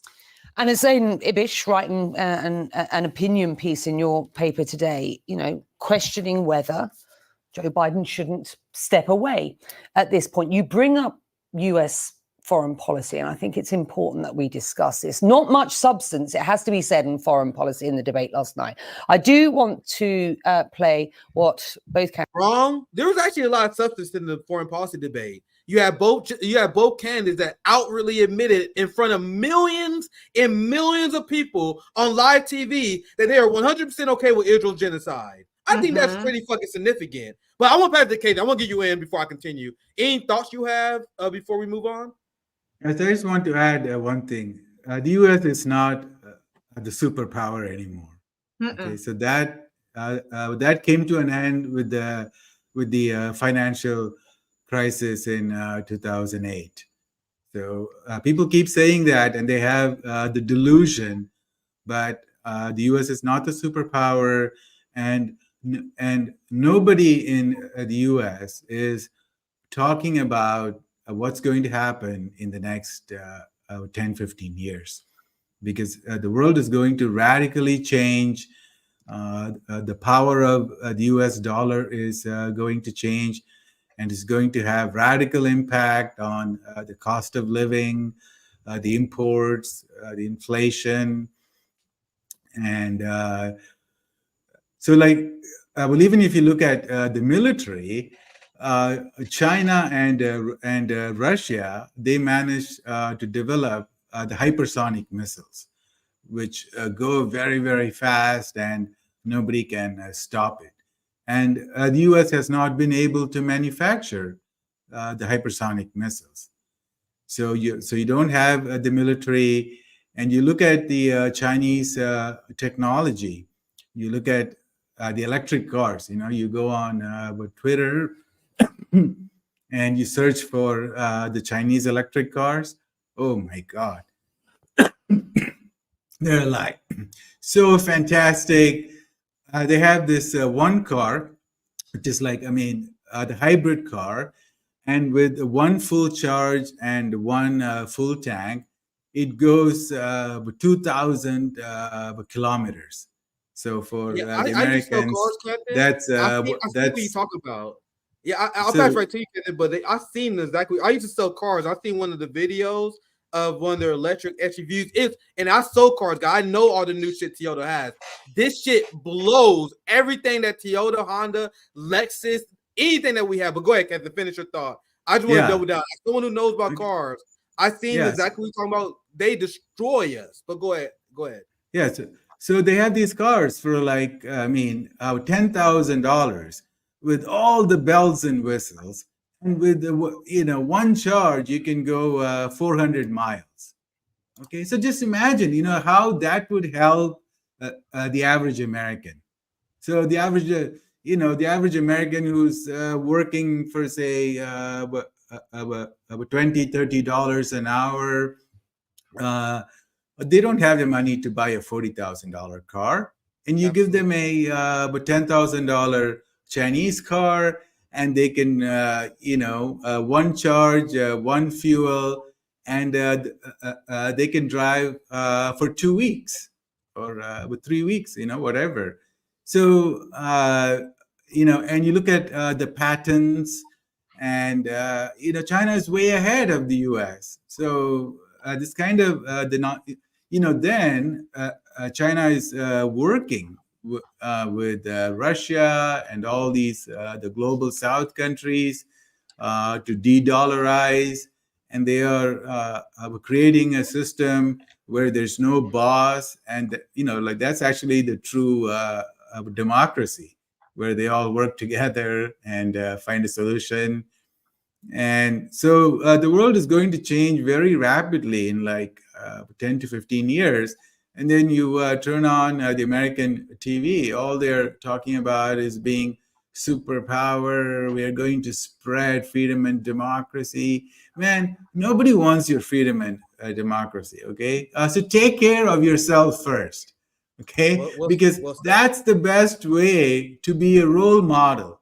So you don't have to go around, so if you are, say if you have a dysfunctional family, you fight with your wife all the time and your children don't like you, but, you're the person who's always going around preaching to the neighbors about, family relations. Why? Fix your family first. So the U.S. should take care of the U.S. first and be a role model, and it has to get ready for the future, which is not. Misty, I want to get you in here as well. Anything you want to add? We almost done. I know I'm going a little bit long, but I promise we almost done. There's just one part in the video I'm waiting for. Misty, anything you want to chime in on before we move on? No, that was all really well said. That's stuff I say all the time. The United States like to pretend like we're the moral arbitrator of the world, like we're supposed to be the bastion of all things good and decent, and we can't even handle our own business. And it's absurd. It makes me laugh on a regular basis, especially like this idea, as you just mentioned, like who wants our freedom and democracy, which is never really what it's about. But like the Ukraine situation, I'm supposed to believe that we actually care about the people of Ukraine when we don't even care about the people of this country.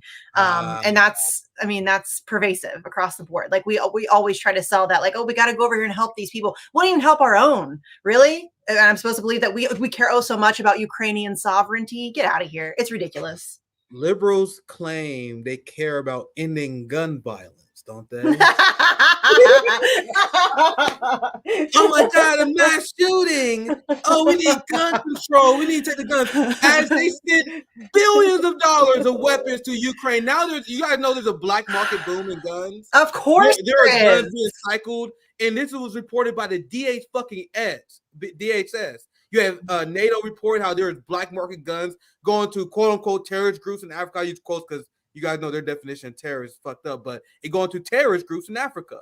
It going to all. Remember when Rand Paul asked for accountability and asked for transparency and asked for us to audit the aid that was being sent to Ukraine? Not to give too many props to Rand Paul. I'm not a big fan, obviously. But he asked for, like, that was, hey, can we just vote on having an audit of where all of this aid is going to? And now we see what happens when we send unaccountable weapons into one of the most corrupt countries on planet Earth. That's what happens. And I gotta be careful because I probably should fact check myself, but I believe I believe that AOC and the squad was against that. Yes, of course they were. I gotta be careful because I don't know for sure, but I remember. I'm pretty sure they were. I'm pretty sure you are correct there, sir. Because nobody really voted for it. Like Rand Paul stood on his own, basically. Yeah. So these same liberal motherfuckers pretend they're against gun violence, as their votes directly led to a black market boom coming from the DHS, the likes we never seen before. We got neo-Nazis that are gonna be armed for decades now. And they was warning that those neo-Nazis are going to come back home in South America, and they're coming back home in the United States. So no, they're going to Europe. They're flooding Europe. Yep. So the gun control liberals are now responsible for a gun boom. Isn't that great? Yeah. But let's continue the video, and then there's so much stuff to say. I got to wrap up. We got to wrap up soon. That means that the sitting president doesn't have the confidence of the people who support him, Where does that put the administration today, let alone thinking about what happens in elections? And as Zayn Ibish writing an opinion piece in your paper today, questioning whether Joe Biden shouldn't step away at this point. You bring up US foreign policy, and I think it's important that we discuss this. Not much substance, it has to be said, in foreign policy in the debate last night. I do want to play what both candidates had to say about the Israel-Hamas war. Everyone from the United Nations Security Council straight through to the G7 to the Israelis and Netanyahu himself have endorsed the plan I put forward. Which has 3 stages to it. The first stage is trade the hostages for a ceasefire. Second phase is a ceasefire with additional conditions. The third phase is the end of the war. The only one who wants the war to continue is Hamas. So you guys realize, I already hinted at this before, that lie by Biden is worse than any lie that Donald Trump ever told. It's literally the exact opposite. The reason why Hamas didn't want a ceasefire, because Israel wanted a temporary ceasefire. Once Hamas give up the hostages, then Israel can continue their campaign of slaughtering Palestinians, why would the fuck would Hamas agree to that? Hamas supported a permanent ceasefire. But go ahead, Misty, and then I want to get Also, I just want to know what happens to all the Palestinian hostages that have been kept in Israeli prisons for who knows how long. Hundreds of people taken every single year, not just since October 7th, every year, even before that, hundreds of kids taken every single year. There are thousands of Palestinians in Israeli prisons with no charge, with no due process. It's in a completely different justice system than Israelis go through. So what happens to all of those people? Because we hear a lot of talk about Israeli hostages, which frankly, most of them are probably dead because Israel killed them. But what happens to the Palestinians who have been held in Israeli prisons? Because nobody ever wants to talk about that, because that is a huge part of the reason why they wanted to take hostages to begin with, because they have done that before in exchange for people who are being held in Israeli prisons. So that is never discussed. And so this whole step one of my plan is Hamas is going to release all the hostages in exchange for a ceasefire. Okay, then do we get an exchange of also all of the prisoners being held in Israeli prisons? Because I think that that's something that needs to be discussed. Yeah, and then I would also add that there's no war. Okay, so there's no war. There's just one country bombing the hell out of women, children, and people with no arms. Yes. They don't have tanks. The Hamas don't have tanks. They don't have an army. Force. They don't have an army. They don't have a navy. They don't have an air force. There's no, the missile defense system. Okay, so all they have is these stupid rockets, and I don't even know why they fire them.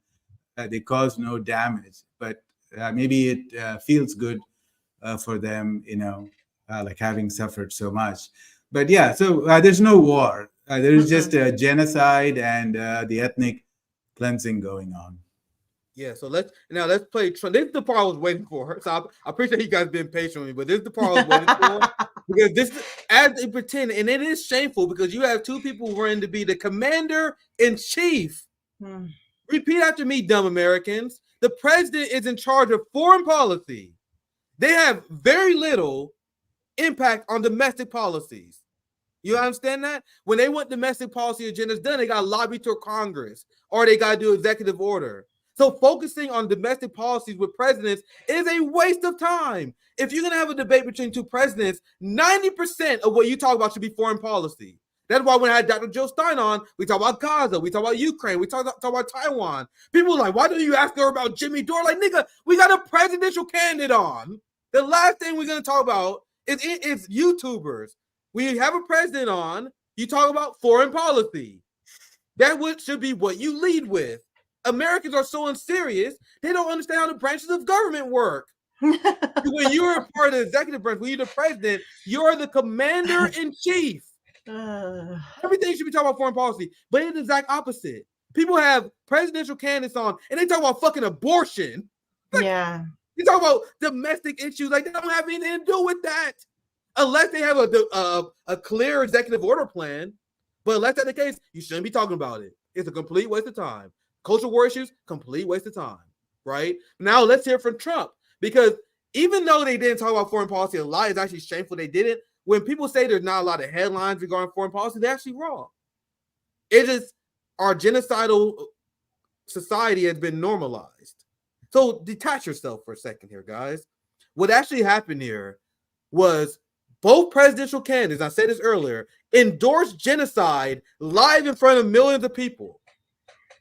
In a society that's not completely crazy, this would be the headline, my friends. And I know we had a lot of fun in the stream. I greatly enjoyed the stream, but this is the main reason why I want to cover this. This is what actually matters.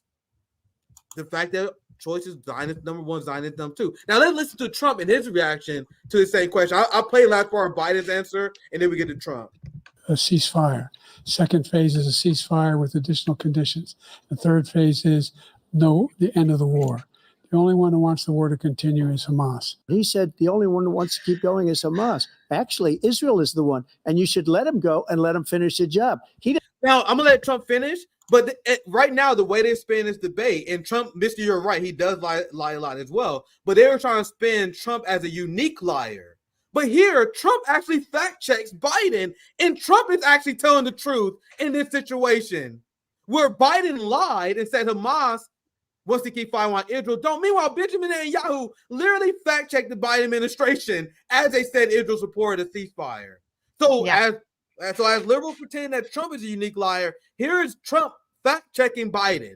Now let's continue his answer, because it's still not a good answer, though, because essentially Trump endorsing genocide as well. Is Hamas. He said the only one who wants to keep going is Hamas. Actually, Israel is the one, and you should let him go and let him finish the job. He doesn't want to do it. He's become like a Palestinian, but they don't like him because he's a very bad Palestinian. He's a weak one.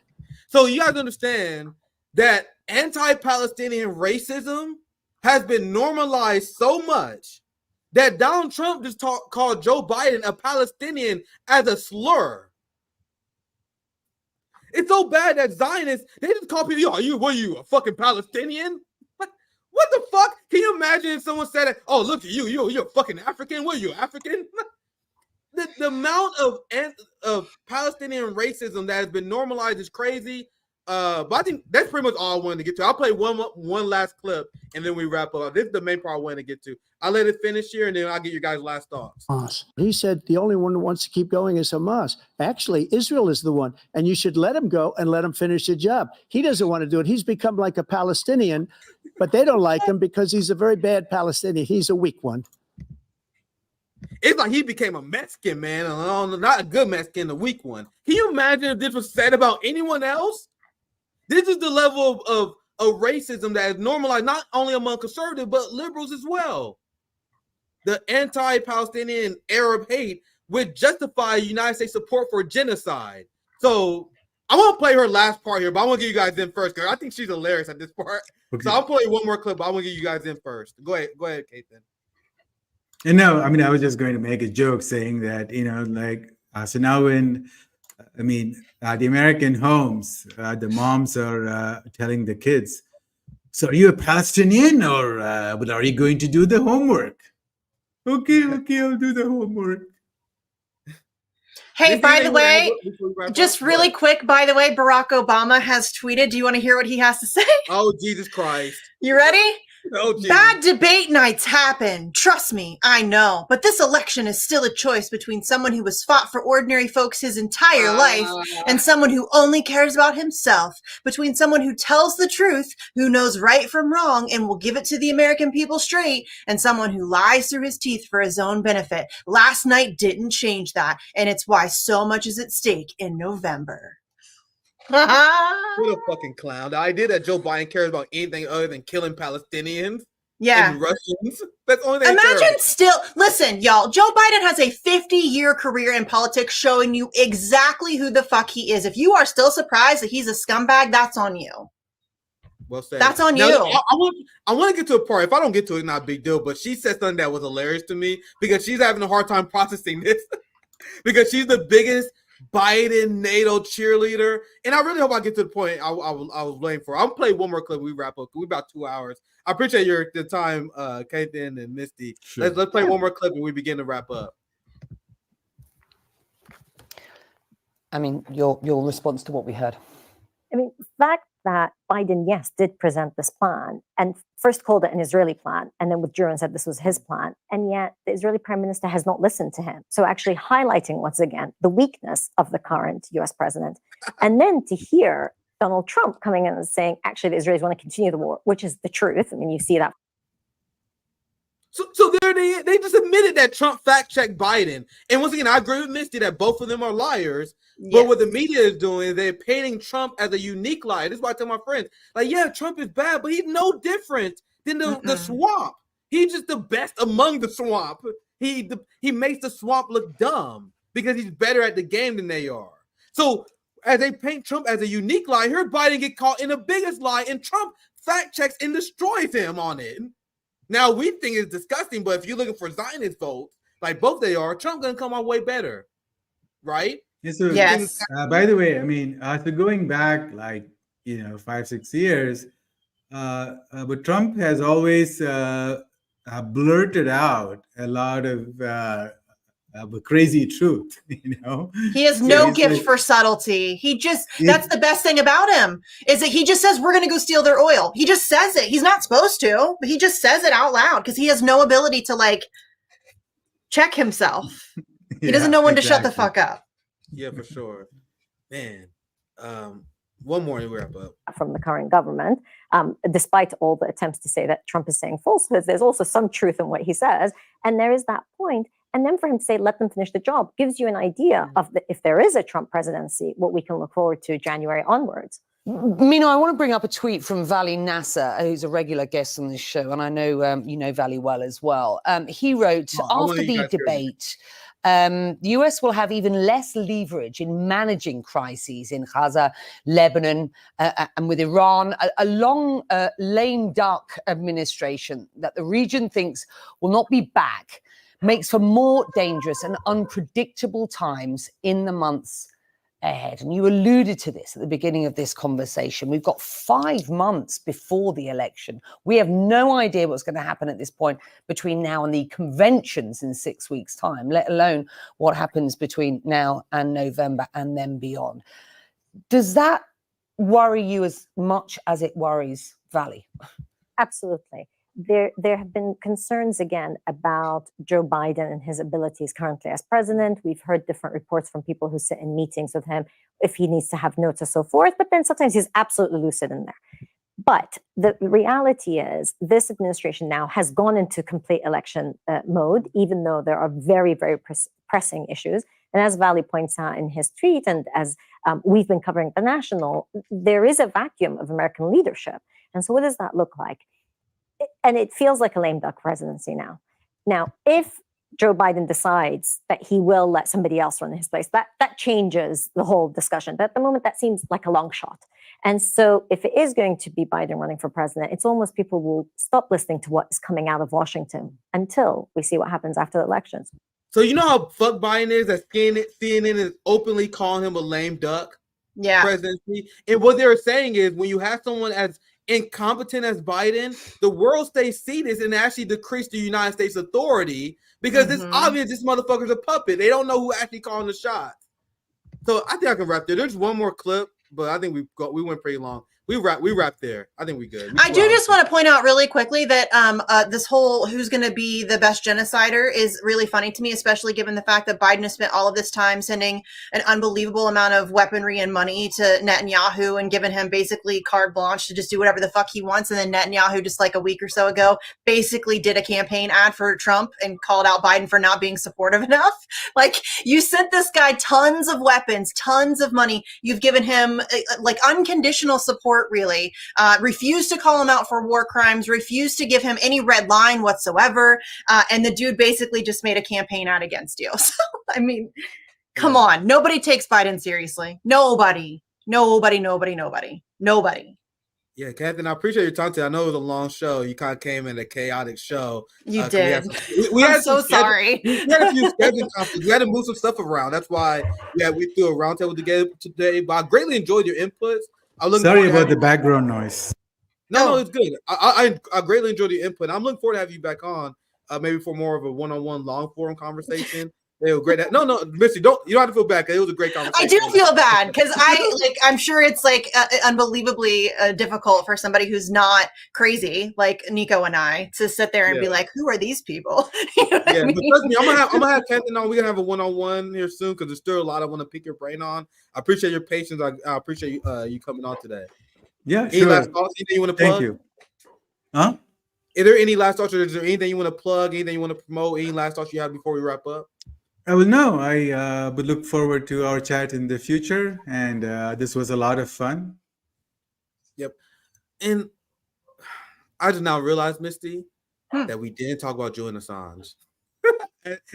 So I'll pass to you for your thoughts. We're not going to do a segment on it just because we out of time. I have too many thoughts. I have too many thoughts for it to be. We did a vigil right after the announcement that he had been freed, which was pretty lengthy, and we tried to like process it in real time. I'm going to do another show now that I've had like some distance from it, because obviously when it's first announced, you're like overwhelmed by everything that's happening. There's a lot going on. There's obviously, I think that it is overwhelmingly something to celebrate. There are a lot of people who are trying to diminish the importance of what just happened, and well, the deep state won anyways. Who gives a fuck? The dude's out of prison. He's not dead. He made it out alive. We weren't sure that was going to happen. So I think that that's certainly something to celebrate. And we always knew, regardless of the outcome, even if we got everything that we wanted, charges were dropped, an apology was made, he was given money for the lost years of his life, all of that stuff. Even if we got everything that we wanted, the fight would still continue. Like, we always knew that it was not going to end with Julian Assange getting out of prison. It was always going to be, there's so much more work to be done. Free press is not free. We still don't have free speech. So I think that it's always a worthwhile cause to celebrate when an innocent man is released from prison. And I'm very, very, very, very happy about that. And frankly, I feel like a huge weight has been lifted. I'm sure that, you guys are all saying that, like, you look so happy. I am. I feel like a huge... And before you continue, I know you got more to say, but before you continue, I want to take this time and officially give Misty Winston her fucking flowers, because there was these people who was anti-Julian Assange. There were these people on the left who they take their ass based on electoral politics and incrementalism, who told Misty over and over again. I know, I saw it. I see it. All the people who type Misty like, why are you fighting so hard for this? Julian Assange will never be free. You might as well give up. Why are you so obsessed? So if anyone deserved to take a fucking victory lap, it is Misty fucking Winston, who organized actions, got billboards done. And the reason why I do this, guys, I'm not doing this just to prop my friend up, who I greatly admire. I think we should celebrate our victories, because why not? When we celebrate our victories, when we actually get stuff done, the only thing you do is you inspire other people to get engaged. So you goddamn right we're gonna celebrate Misty. You goddamn right we're gonna give a W to the Julian Assange movement, because there were people who are political nihilists in the Bernie Sanders movement who didn't believe we should fight for Julian Assange because he's gonna die anyway. The political nihilists gave up on Julian Assange because they believe he's gonna die anyway. I didn't. Misty didn't. The Julian Assange movement didn't, and they should be propped up. They should get their flowers for it, because that will only inspire other people to get in the street and become motivated, my friends. So I'm sorry to interrupt you, but I had to give you my flowers. No, it's okay. And Anthony, I actually want to get your thoughts on Julian Assange as well. But any last thoughts? Because I interrupted you, Misty, before we. No, I mean, just it's fine. And again, and I know I always get very awkward when people compliment me. I just want to make sure that everybody's very clear that this was a massive movement of people. And frankly, it gives me a lot of hope, because you guys know that I fully believe that we can come together across political ideologies and work on issues that are important to us, things that we agree on, whatever it is. And the Assange movement 100% proved that. This was a completely decentralized, there was no hierarchy, there was no boss. Obviously, like Stella was where we kind of took a lot of cues from, but frankly, we just did our own thing. Like, we had no boss, there was no structure, there was no anything like that. And we, it was just a bunch of local groups doing our thing, working together, collaborating where we could, across the political spectrum. All of us come from different political ideologies, different backgrounds, different walks of life. And it's, I think that that's really encouraging. And you're right, we should celebrate our victories. Again, it's not a perfect victory, it's not over, but I think that morale boost, like that being being able, like, we actually did it. Like, I honestly wasn't sure it was ever going to happen. And the fact that it did, I think is a really good thing. And I think that we need to capitalize on that. We need to build on that momentum. I'm very proud of the Assange movement for everything that we have managed to do and get done, and the movement that we built. You know, there's always going to be haters. There's always going to be haters. In another life, Misty, in another life, this headline would have really made me upset. Now I see that coping and seething. Oh, dude, you said yeah. Go ahead, Misty. To start the show, you said I've been swimming in liberal tears, and I have been swimming for like the past week. It's been so watching the worst people on planet Earth freak the fuck out because Julian Assange got out of prison is delicious. It's the cherry on top. Like, obviously, him getting out of prison is fantastic. That's like but then watching the likes of Matthew Miller struggle to answer questions. And you know, oh, it's so good. It's so good. It's so good. I love it. And also, I just want to mention too that also Julian Assange is out. There are other political prisoners still in prison. David McBride is in prison in Australia. Mumia is still in prison here in the States. Leonard Peltier is still in prison. Joshua Schulte is in prison. There are other political prisoners still in prison. So as we continue the fight for protecting press freedom, protecting whistleblowers, protecting speech, we also need to continue those fights. Leonard Peltier just had a parole hearing recently. That decision should be coming within the next like week and a half to 2 weeks. Sometime in there, I think they had 21 days from the time of the hearing to come to that decision. So put some pressure on the parole board there. I'll tweet out the information on that. You can follow me at Sarcasm Stardust. That way I don't have to take up too much time pulling it up here. But contact the parole board, put some pressure on them. Let's get him out of prison. His health has been failing. He's got a whole host of things, diabetes and all kinds of stuff going on. He's in his 70s. I would love to see him get home too. Can you imagine if we get Julian Assange and Leonard Peltier out of prison in like the same like couple weeks? I would lose my shit. I would lose my shit. That would be great. So yeah. That's why I wasn't mad when I saw this headline. And I'm gonna read it for the I love it. only. I'm gonna read it, and then Kent, I'm gonna give you in for any last thoughts you may have based on Julian Assange's topic. But I'll read the headline for the people only listening. The headline is pro-Russian propagandists are sure happy that Julian Assange is free. We should be worried. Pro-Kremlin political figures and the far-right extremists, apparently we far-right extremists now, fam, are elated that WikiLeaks founders released, and we should all be on alert. And the only thing I said about this, because I wasn't really mad. I'm like, yeah, cry more, pussy. But look, liberals are truly sick in the head because people think liberals are sane. No, this is truly what they believe. Julian Assange was sent in prison for exposing United States war crimes. They think if you expose United States war crimes, you're a pro-Russia. But I shut up. I said a lot today. I want to get Kathan in here for your last thoughts, and we truly will wrap up. I just had to ask you about Assange. That's why I brought you on in the first place. So, but go ahead, Kathan. Check your audio. I can't hear you for some reason. Oh, you might be muted. I'm sorry. Yeah. There you go. So it's so sad because he should be celebrated as a hero, as somebody who sheds light on the darkness. And if you look at the record of the WikiLeaks, 100% of the documents that they have released are factual and not changed or fake, you know? So it's a fantastic record.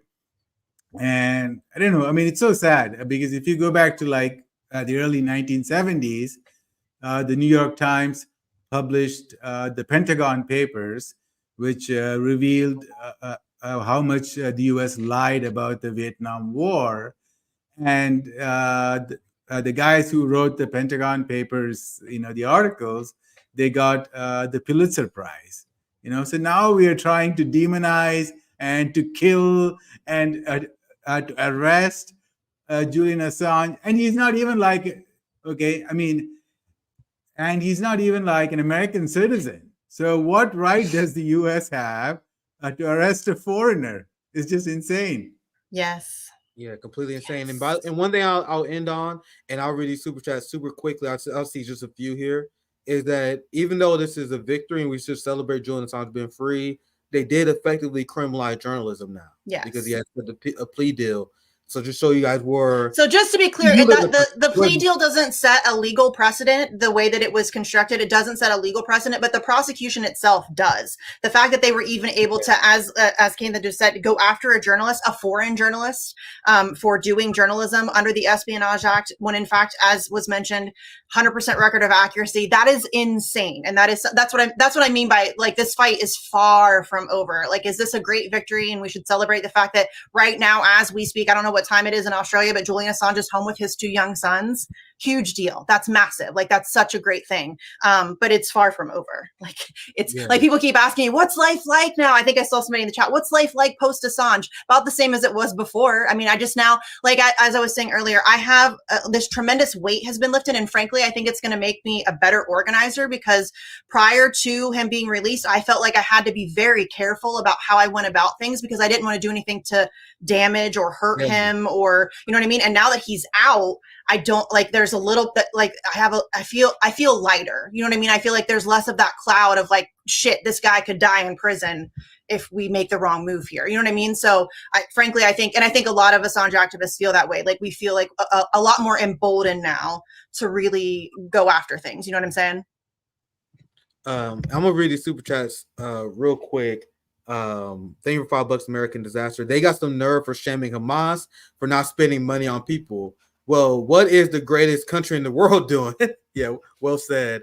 Did I read this one? Yeah. There's actually more that came out. I thought. Reminds me of Gulliver Travels. The candidates have to walk a tightrope, juggle, stand on one foot, and show. Yeah, I did read that. Sorry, long stream. Almost done. Thank for $10. Peace, Earth, Cruise. I have an invention that will change the world. Do you though? I want to get it on Jimmy D to avoid patent office. Please assist. I'm not Jimmy Dore's secretary, but I wish you good luck, man. People do that to me too. Can you get me in touch with Jimmy Dore? Dude, I'm not. What the fuck? No, I cannot. Hey, bro, I was on this show a few times, man. I don't know what people think. I mean, we're friends, but I'm not like, I don't do that. I'm not.